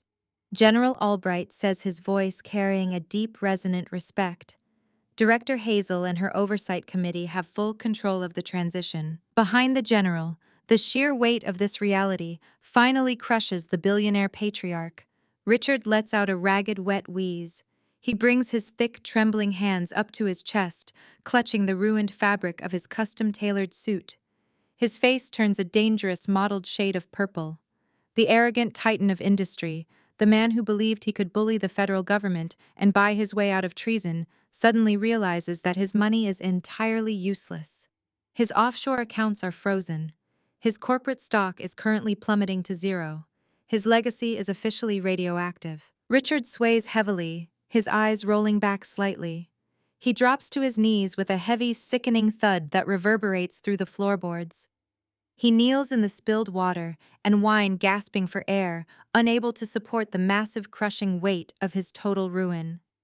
His multi-billion-dollar empire has been completely vaporized in an instant. The military police officers do not rush to help him. They simply watch him carefully, treating him like a secured prisoner rather than a respected VIP. He is no longer a CEO. He is an indicted felon having a panic attack on a ballroom floor. A few feet away, Vanessa watches her father collapse. Her mind simply cannot process the catastrophic failure of her reality. She has spent her entire life floating on a cloud of insulated generational wealth. She has never faced a single consequence. She has never checked a bank balance or worried about a mortgage. Now she is standing in a room full of federal agents, listening to the highest-ranking military officer in the country announce the death of her family fortune. Vanessa looks down at her left hand. The large synthetic moissanite ring feels like a lead weight dragging her into the abyss. It is the ultimate symbol of her fraudulent existence. A fake diamond bought by a fake executive to impress a fake high society. She lets out a broken, hollow sob. She pinches the ring between her manicured fingers and pulls it off her skin. She drops the fake ring onto the floor. It bounces once, hitting the marble with a dull ping, before rolling into the puddle of spilled champagne and shattered crystal. Vanessa drops to her knees right beside the discarded ring. She wraps her arms around her stomach and begins weeping uncontrollably. Her sharp designer gown soaks up the spilled alcohol, but she does not care. She realizes with absolute terrifying clarity that she is entirely broke. The mansions will be seized. The trust funds are locked by the Department of Justice. The credit cards are dead. The socialites who used to fawn over her are actively backing away, pulling out their smartphones to record her humiliating downfall. She is nothing. She has absolutely nothing left. Monica is still pinned against the wall by a military police officer, her face streaked with mascara and tears. She watches Vanguard Defense collapse and realizes her own consulting firm is going down with the ship. She whimpered softly, finally understanding that there is no plea deal to be made. She bet her entire life on a rigged game, and the house just took everything. In the center of the wreckage, Bradley is hyperventilating.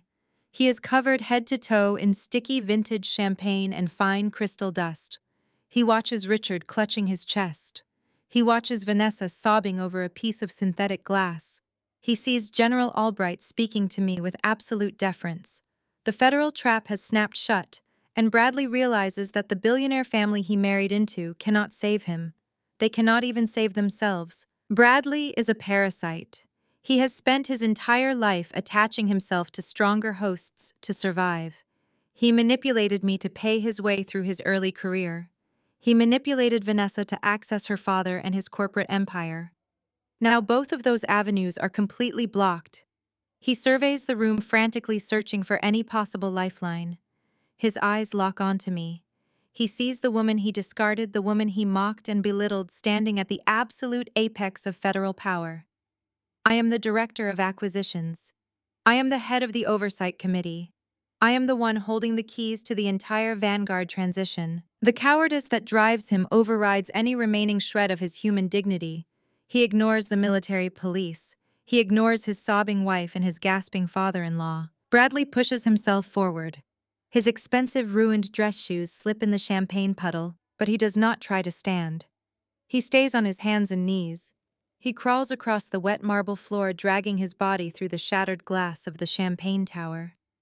The sharp edges tear at the fabric of his trousers, cutting his knees, but the terror of federal prison completely numbs the physical pain. He scrambles directly toward me, his breathing ragged and loud.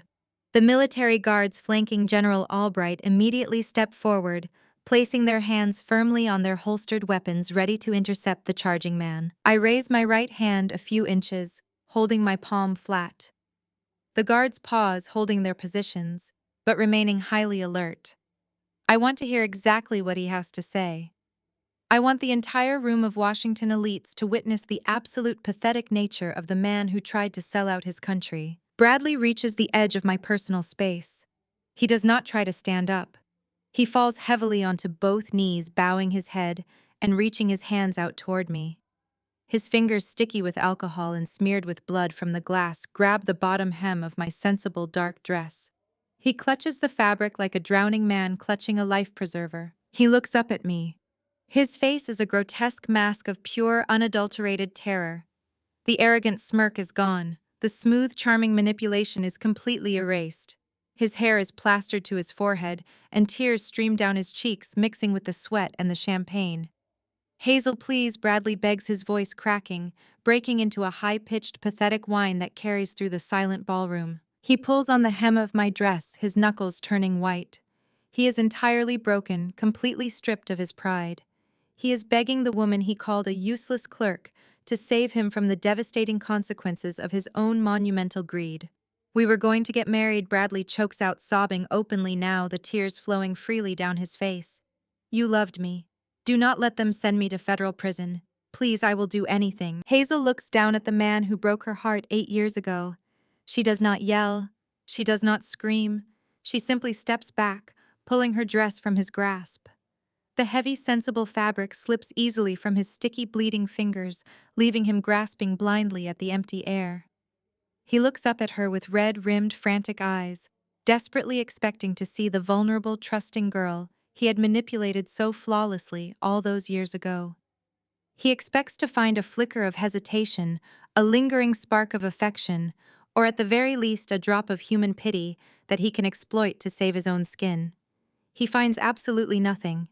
Her gaze is a wall of solid, impenetrable ice. "You told me leaving me was the smartest decision you ever made," Hazel says.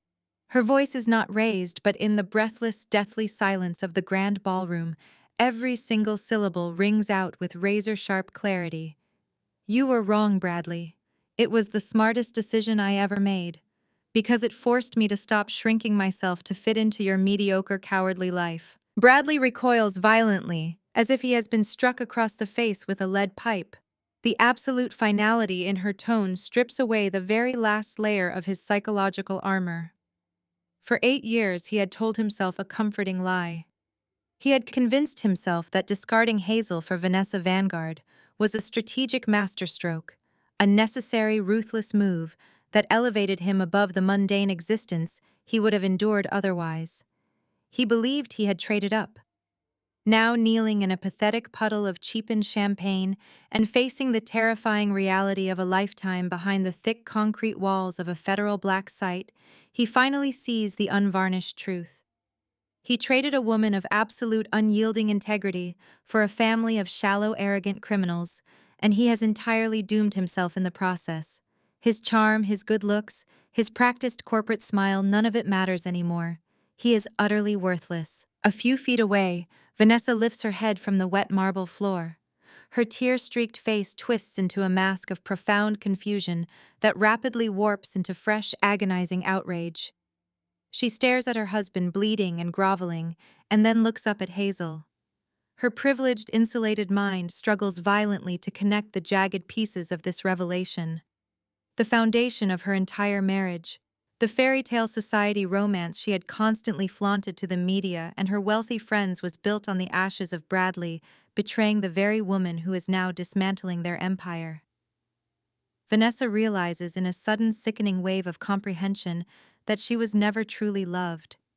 She was never anything more than a convenient stepping stone, a living, breathing bank account for a parasitic man who possessed absolutely no actual talent of his own. Vanessa lets out a guttural, primitive scream of pure, unadulterated betrayal. She lunges toward Bradley, her manicured hands curled into claws, desperate to tear at his face. The military police officer holding her immediately jerks her backward, pulling her roughly by her handcuffed wrists. She thrashes wildly against the heavy tactical gear of the guard, screaming curses at the man she married, calling him a fraud, a coward, and a parasite. Her shrill voice echoes off the gilded ceilings, mingling with the quiet, shocked murmurs of the surrounding Washington elite who are eagerly drinking in the spectacular destruction of the Vanguard dynasty. The chaos of Vanessa screaming and struggling provides the perfect momentary distraction for the next act of sheer desperation. Monica, who has been pinned against a banquet table by another guard, realizes that Bradley has completely failed. She watches the man she conspired with reduced to a weeping puddle on the floor and understands that the Vanguard family is utterly powerless to stop the terrifying federal machine currently grinding their lives into dust. Her survival instinct, the same toxic parasitic instinct that allowed her to throw Hazel under the bus for their entire childhood, kicks in with ferocious, blinding intensity. She refuses to accept this outcome. She refuses to trade her designer evening gowns and luxury corporate retreats for the stark, humiliating reality of a federal prison uniform. Monica, sobbing, crawls toward Hazel. She scrambles frantically across the polished marble floor, her expensive silver designer gown tearing and dragging through the wet debris of shattered crystal and spilled alcohol. The military police officer detaining her temporarily loosens his grip to avoid slipping on the treacherous glass, and Monica uses that tiny fraction of a second to launch her body forward.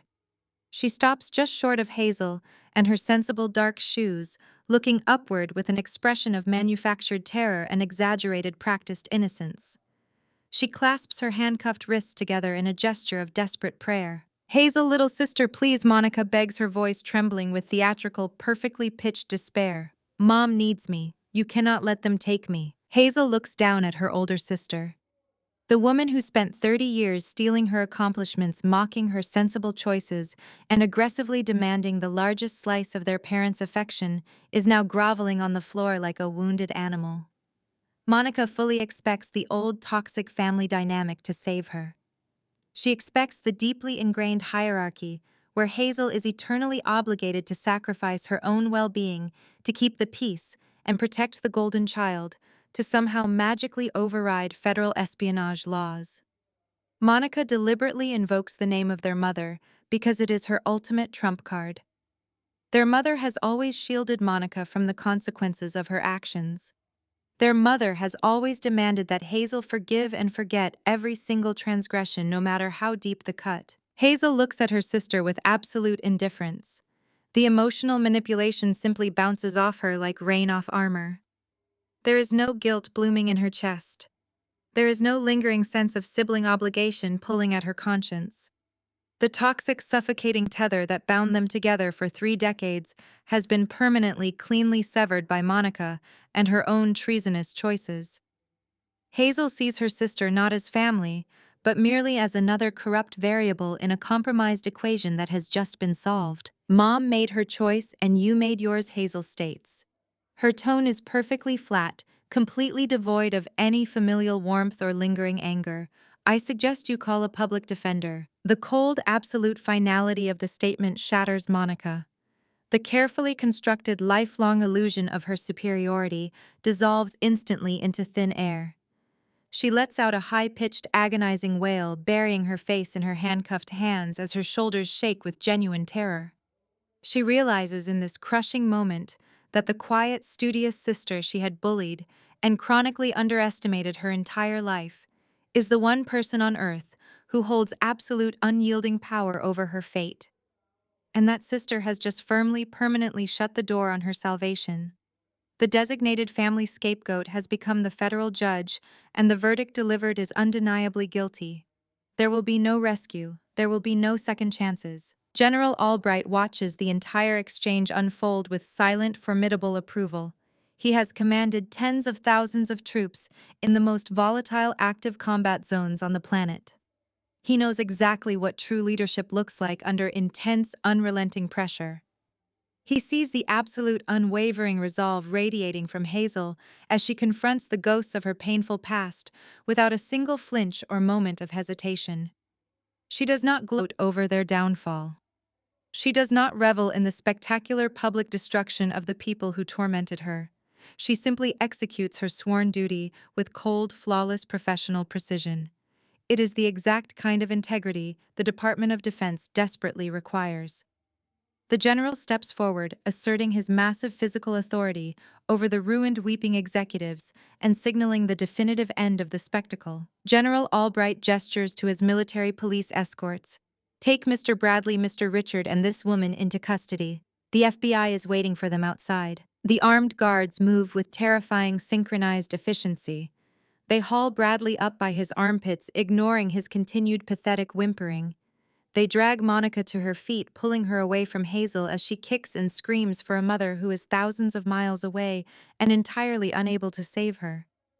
Richard remains completely silent, his face a terrifying shade of gray, as the officers march him forward, his billionaire empire officially reduced to ashes.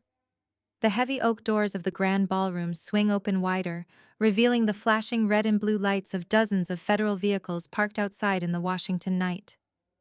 The elite crowd parts, silently watching the mighty Vanguard defense executives being marched out into the cold reality of justice, leaving Hazel standing tall and victorious in the quiet aftermath. The sharp metallic click of handcuffs echoes like a gunshot through the cavernous grand ballroom. The sound slices through the stagnant, terrified air, signaling the absolute, undeniable end of the Vanguard defense dynasty. A burly military police officer grabs Bradley by the collar of his ruined champagne-soaked tuxedo jacket and hauls him violently to his feet. Bradley does not offer even a token amount of resistance.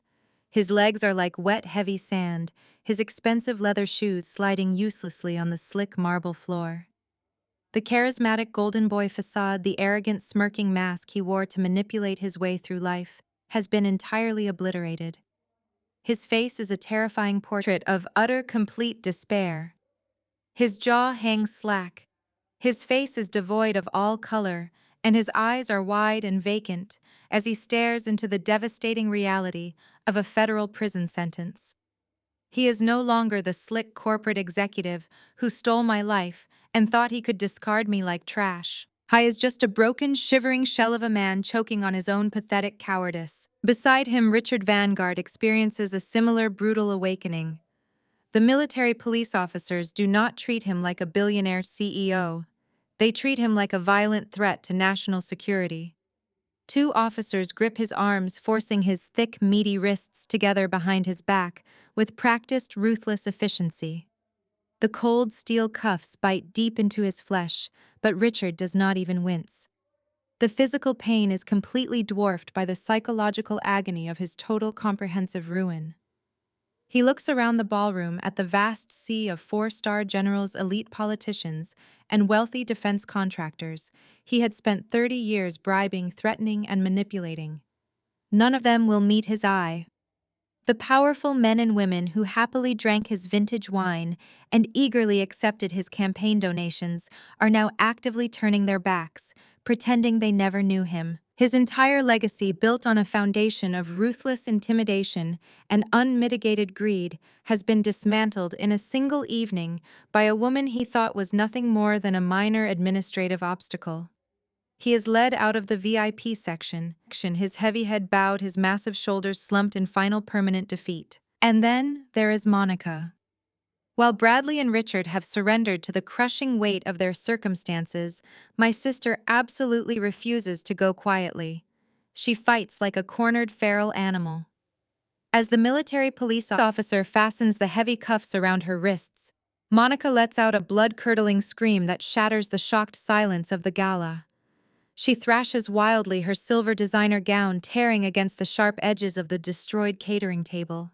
She digs her expensive heels into the floor, refusing to walk a single step. The officer simply tightens his grip, his face a mask of absolute indifference, and begins to physically drag her down the center aisle. Monica screams my name. She screams for our mother. She screams at the wealthy socialites she spent her entire life desperately trying to impress, begging them to intervene on her behalf. She locks eyes with a prominent senator and his wife, a couple Monica had spent 6 months courting for a country club invitation. The woman visibly recoils, lifting her smartphone to record the humiliating spectacle with a look of pure disgust. Monica realizes in that agonizing, horrifying moment that she is not one of them. She never was. To the Washington elite, she is just cheap, temporary entertainment, a trashy spectacle being hauled away in handcuffs. Her shrieks echo off the crystal chandeliers as the officers march the three of them toward the heavy oak doors. Outside, the flashing red and blue lights of dozens of FBI vehicles cast a harsh, relentless glow against the polished marble walls. The federal authorities are waiting to transport them directly to holding facilities where their designer suits will be exchanged for orange jumpsuits. The heavy doors swing shut, cutting off Monica and her frantic wailing, leaving the ballroom in a heavy, suffocating silence. At table 4, Vanessa Vanguard is left entirely alone. The military police did not arrest her. She was not a signatory on the fraudulent offshore accounts. She was not an active participant in the espionage ring. She was simply a useless, pampered accessory, and the federal government determined she was not worth the paperwork. Vanessa sits on the cold floor amidst the total wreckage of her life.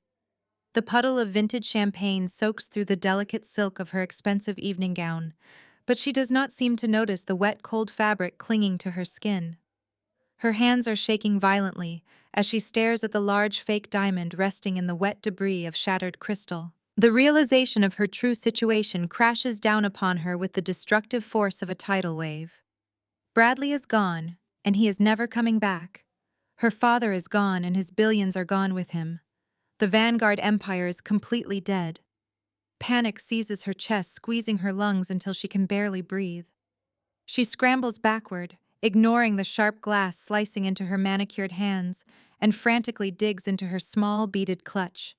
She pulls out her gold-plated smartphone, her hands trembling so badly she drops it twice onto the marble before managing to unlock the screen. She opens her primary banking app, her mind racing desperately to verify that she still possesses some shred of her former life, some hidden account that the government somehow missed. The screen loads and a stark glaring red banner immediately appears across the top. Declined. Frozen by federal order. Vanessa gasps a short, hitched breath of pure blinding panic. She frantically opens her secondary accounts, her offshore trusts, her emergency platinum credit cards. Every single application flashes the exact same terrifying red message. The Department of Justice moves with lethal, unimaginable speed in espionage cases.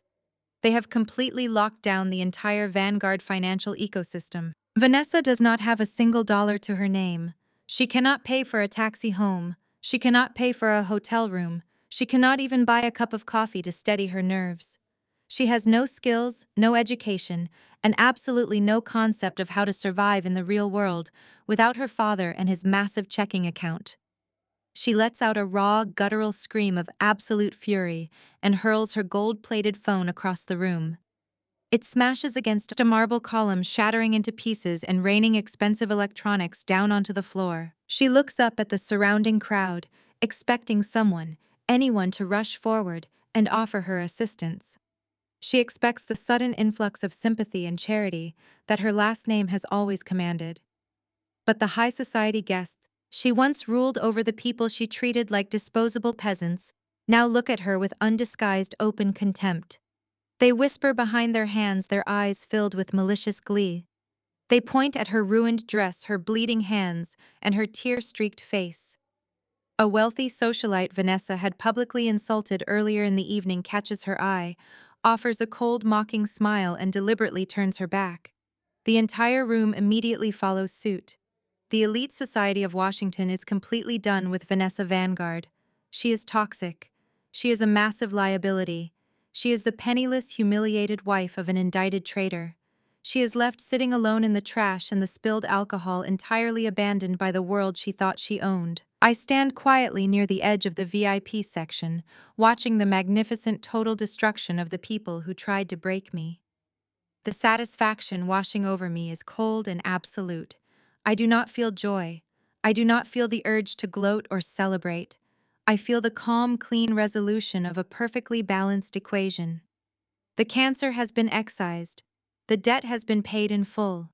The people who believed that wealth and arrogance placed them above the law have just been violently introduced to the crushing reality of justice. I turn away from the pathetic sight of Vanessa weeping on the floor and face General Albright. The towering military commander watches the scene for a brief moment, ensuring that the room is entirely secure before turning his sharp, intelligent gaze back to me. The harsh, uncompromising lines of his battle-worn face soften just a fraction. He recognizes the immense pressure of the situation and the flawless execution of the operation. He knows exactly what it took to bring down a giant like Vanguard defense from the inside. General Albright gestures to his remaining military police escorts, signaling them to stand down and secure the outer perimeter of the ballroom. He looks at me, offering a slight, genuine smile of profound professional respect. A very efficient cleanup director, the general says, his deep voice cutting through the lingering tension in the air. Your car is waiting outside whenever you are ready. Thank you, General. I reply, my voice perfectly steady and composed. It has been a distinct privilege working alongside your team to bring this matter to a close. I do not linger to soak in the spectacle of their total devastation. There is no need for grand speeches, theatrical parting shots, or dramatic declarations of victory. The absolute physical ruin of the Vanguard Empire speaks volumes on its own, and my total silence is the final, irrefutable verdict. I simply turn away from the chaotic, screaming scene currently unfolding by the main doors. I walk over to the small cocktail table where I had been standing earlier in the evening and gather my encrypted federal tablet. I slide the slim silver device seamlessly into my structured designer clutch. The clasp clicks shut with a sharp, definitive sound that seems to echo the absolute finality of this entire operation. I begin my walk across the grand ballroom. The physical atmosphere of the room has fundamentally altered. When I first arrived this evening, I was entirely invisible, a ghost haunting the edges of a glittering high society gala. I was dismissed by the catering staff, ignored by the wealthy defense contractors, and openly mocked by the very people who are currently being loaded into armored federal transport vehicles. Now the dynamic has violently and permanently shifted. As I step forward, the dense crowd of Washington elites immediately parts for me. It is a physical manifestation of their sudden, overwhelming respect and their deeply ingrained self-serving fear.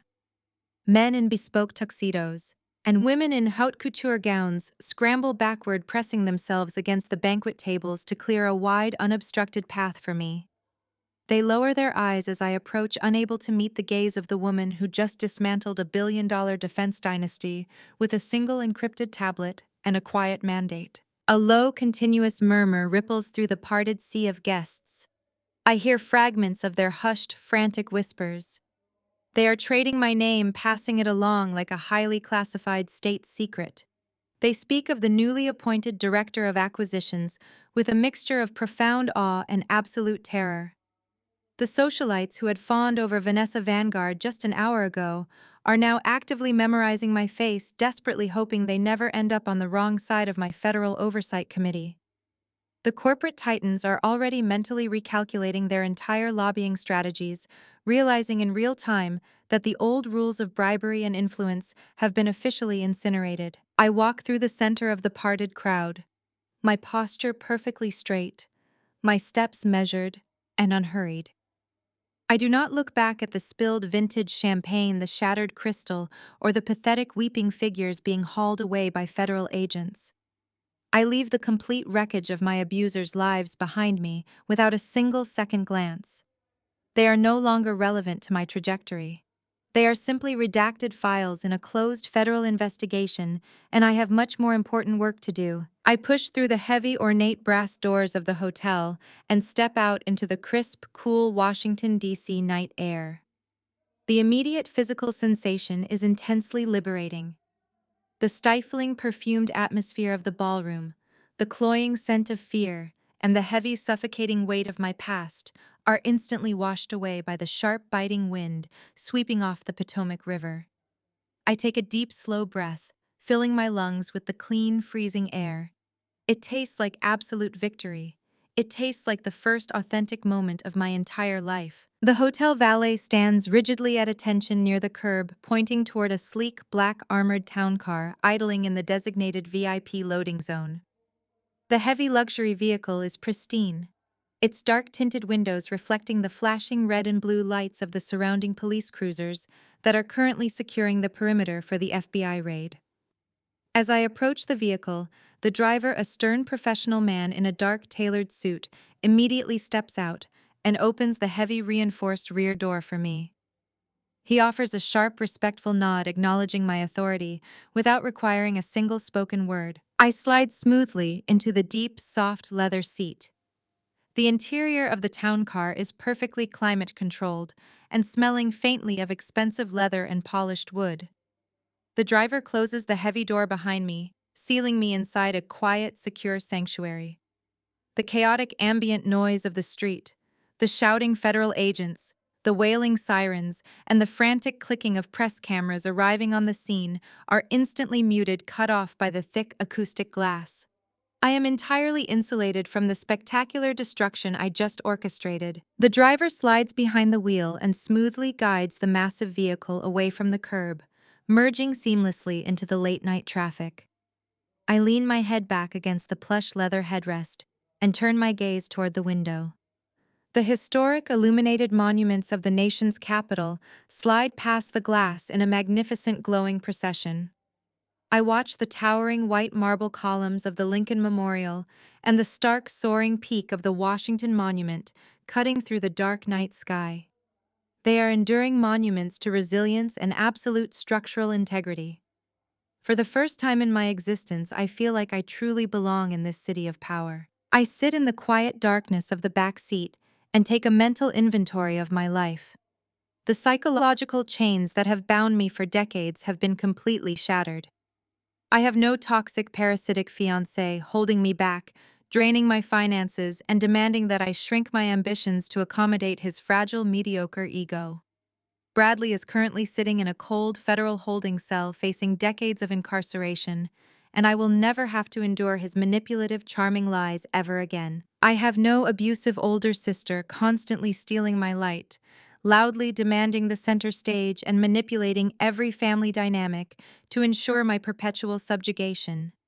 Monica is ruined her consulting firm, liquidated her reputation, permanently branded with the toxic, undeniable stain of corporate treason.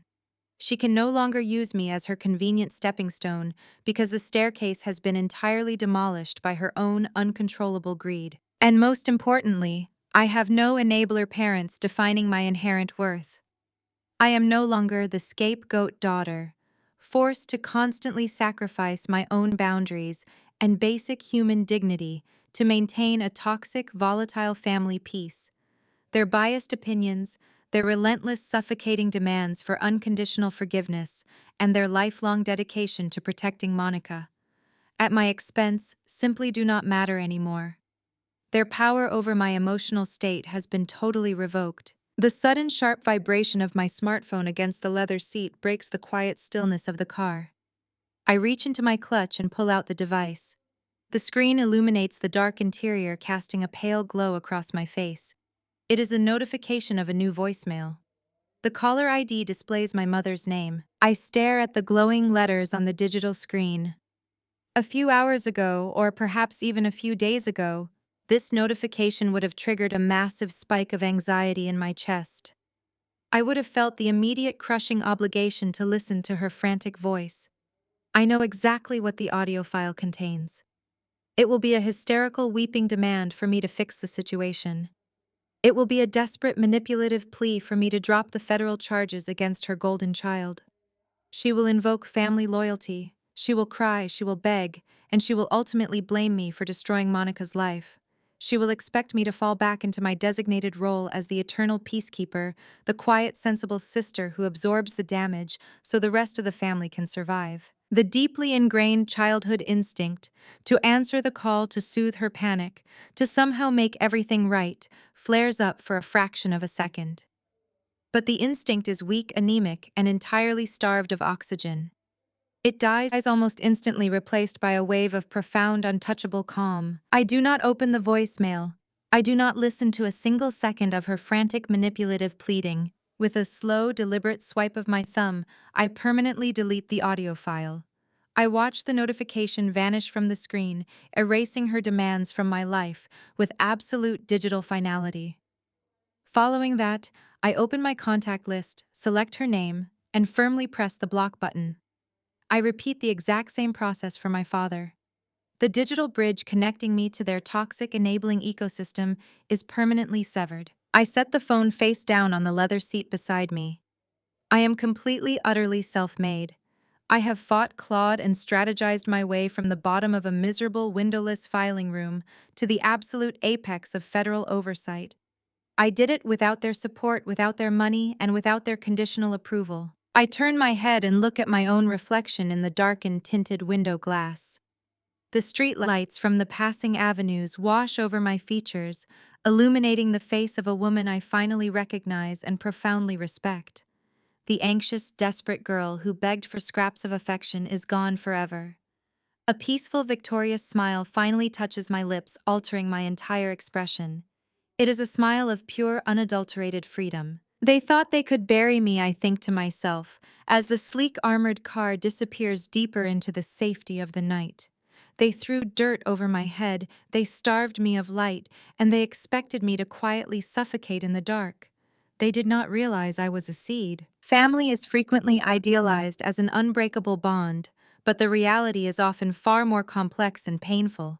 Sometimes the individuals expected to protect and support you are the very ones who underestimate, manipulate, and betray you. When relatives dismiss your hard work as a mere hobby, or when they abandon you during life-threatening crises to prioritize their own entertainment, they are revealing their own profound limitations, not yours. The core lesson to internalize is that your true value is not dictated by the arbitrary assessments of those who refuse to see your potential. Toxic family dynamics thrive on keeping individuals trapped in designated subservient roles, whether as the family scapegoat or the forgotten sibling. Breaking free requires immense courage. You possess the power to define your own success and forge a path that aligns with your authentic self. Building unwavering independence, whether financial, emotional, or professional, serves as the ultimate shield against familial manipulation. True forgiveness does not require forgetting the past, nor does it demand returning to old destructive patterns. Setting firm, unapologetic boundaries is a healthy and necessary step toward reclaiming your identity. You must learn to stop shrinking yourself to fit into the mediocre, comfortable expectations of others. Ultimately, the family you actively choose, the friends, mentors, and partners who consistently show up during your darkest hours, can be infinitely stronger and more healing than the blood relatives you were born to. Have you ever had to stand your ground against toxic family expectations to forge your own path? Share your own story of resilience in the comments below, and please hit the like button and subscribe to join our community for more empowering journeys of self-discovery.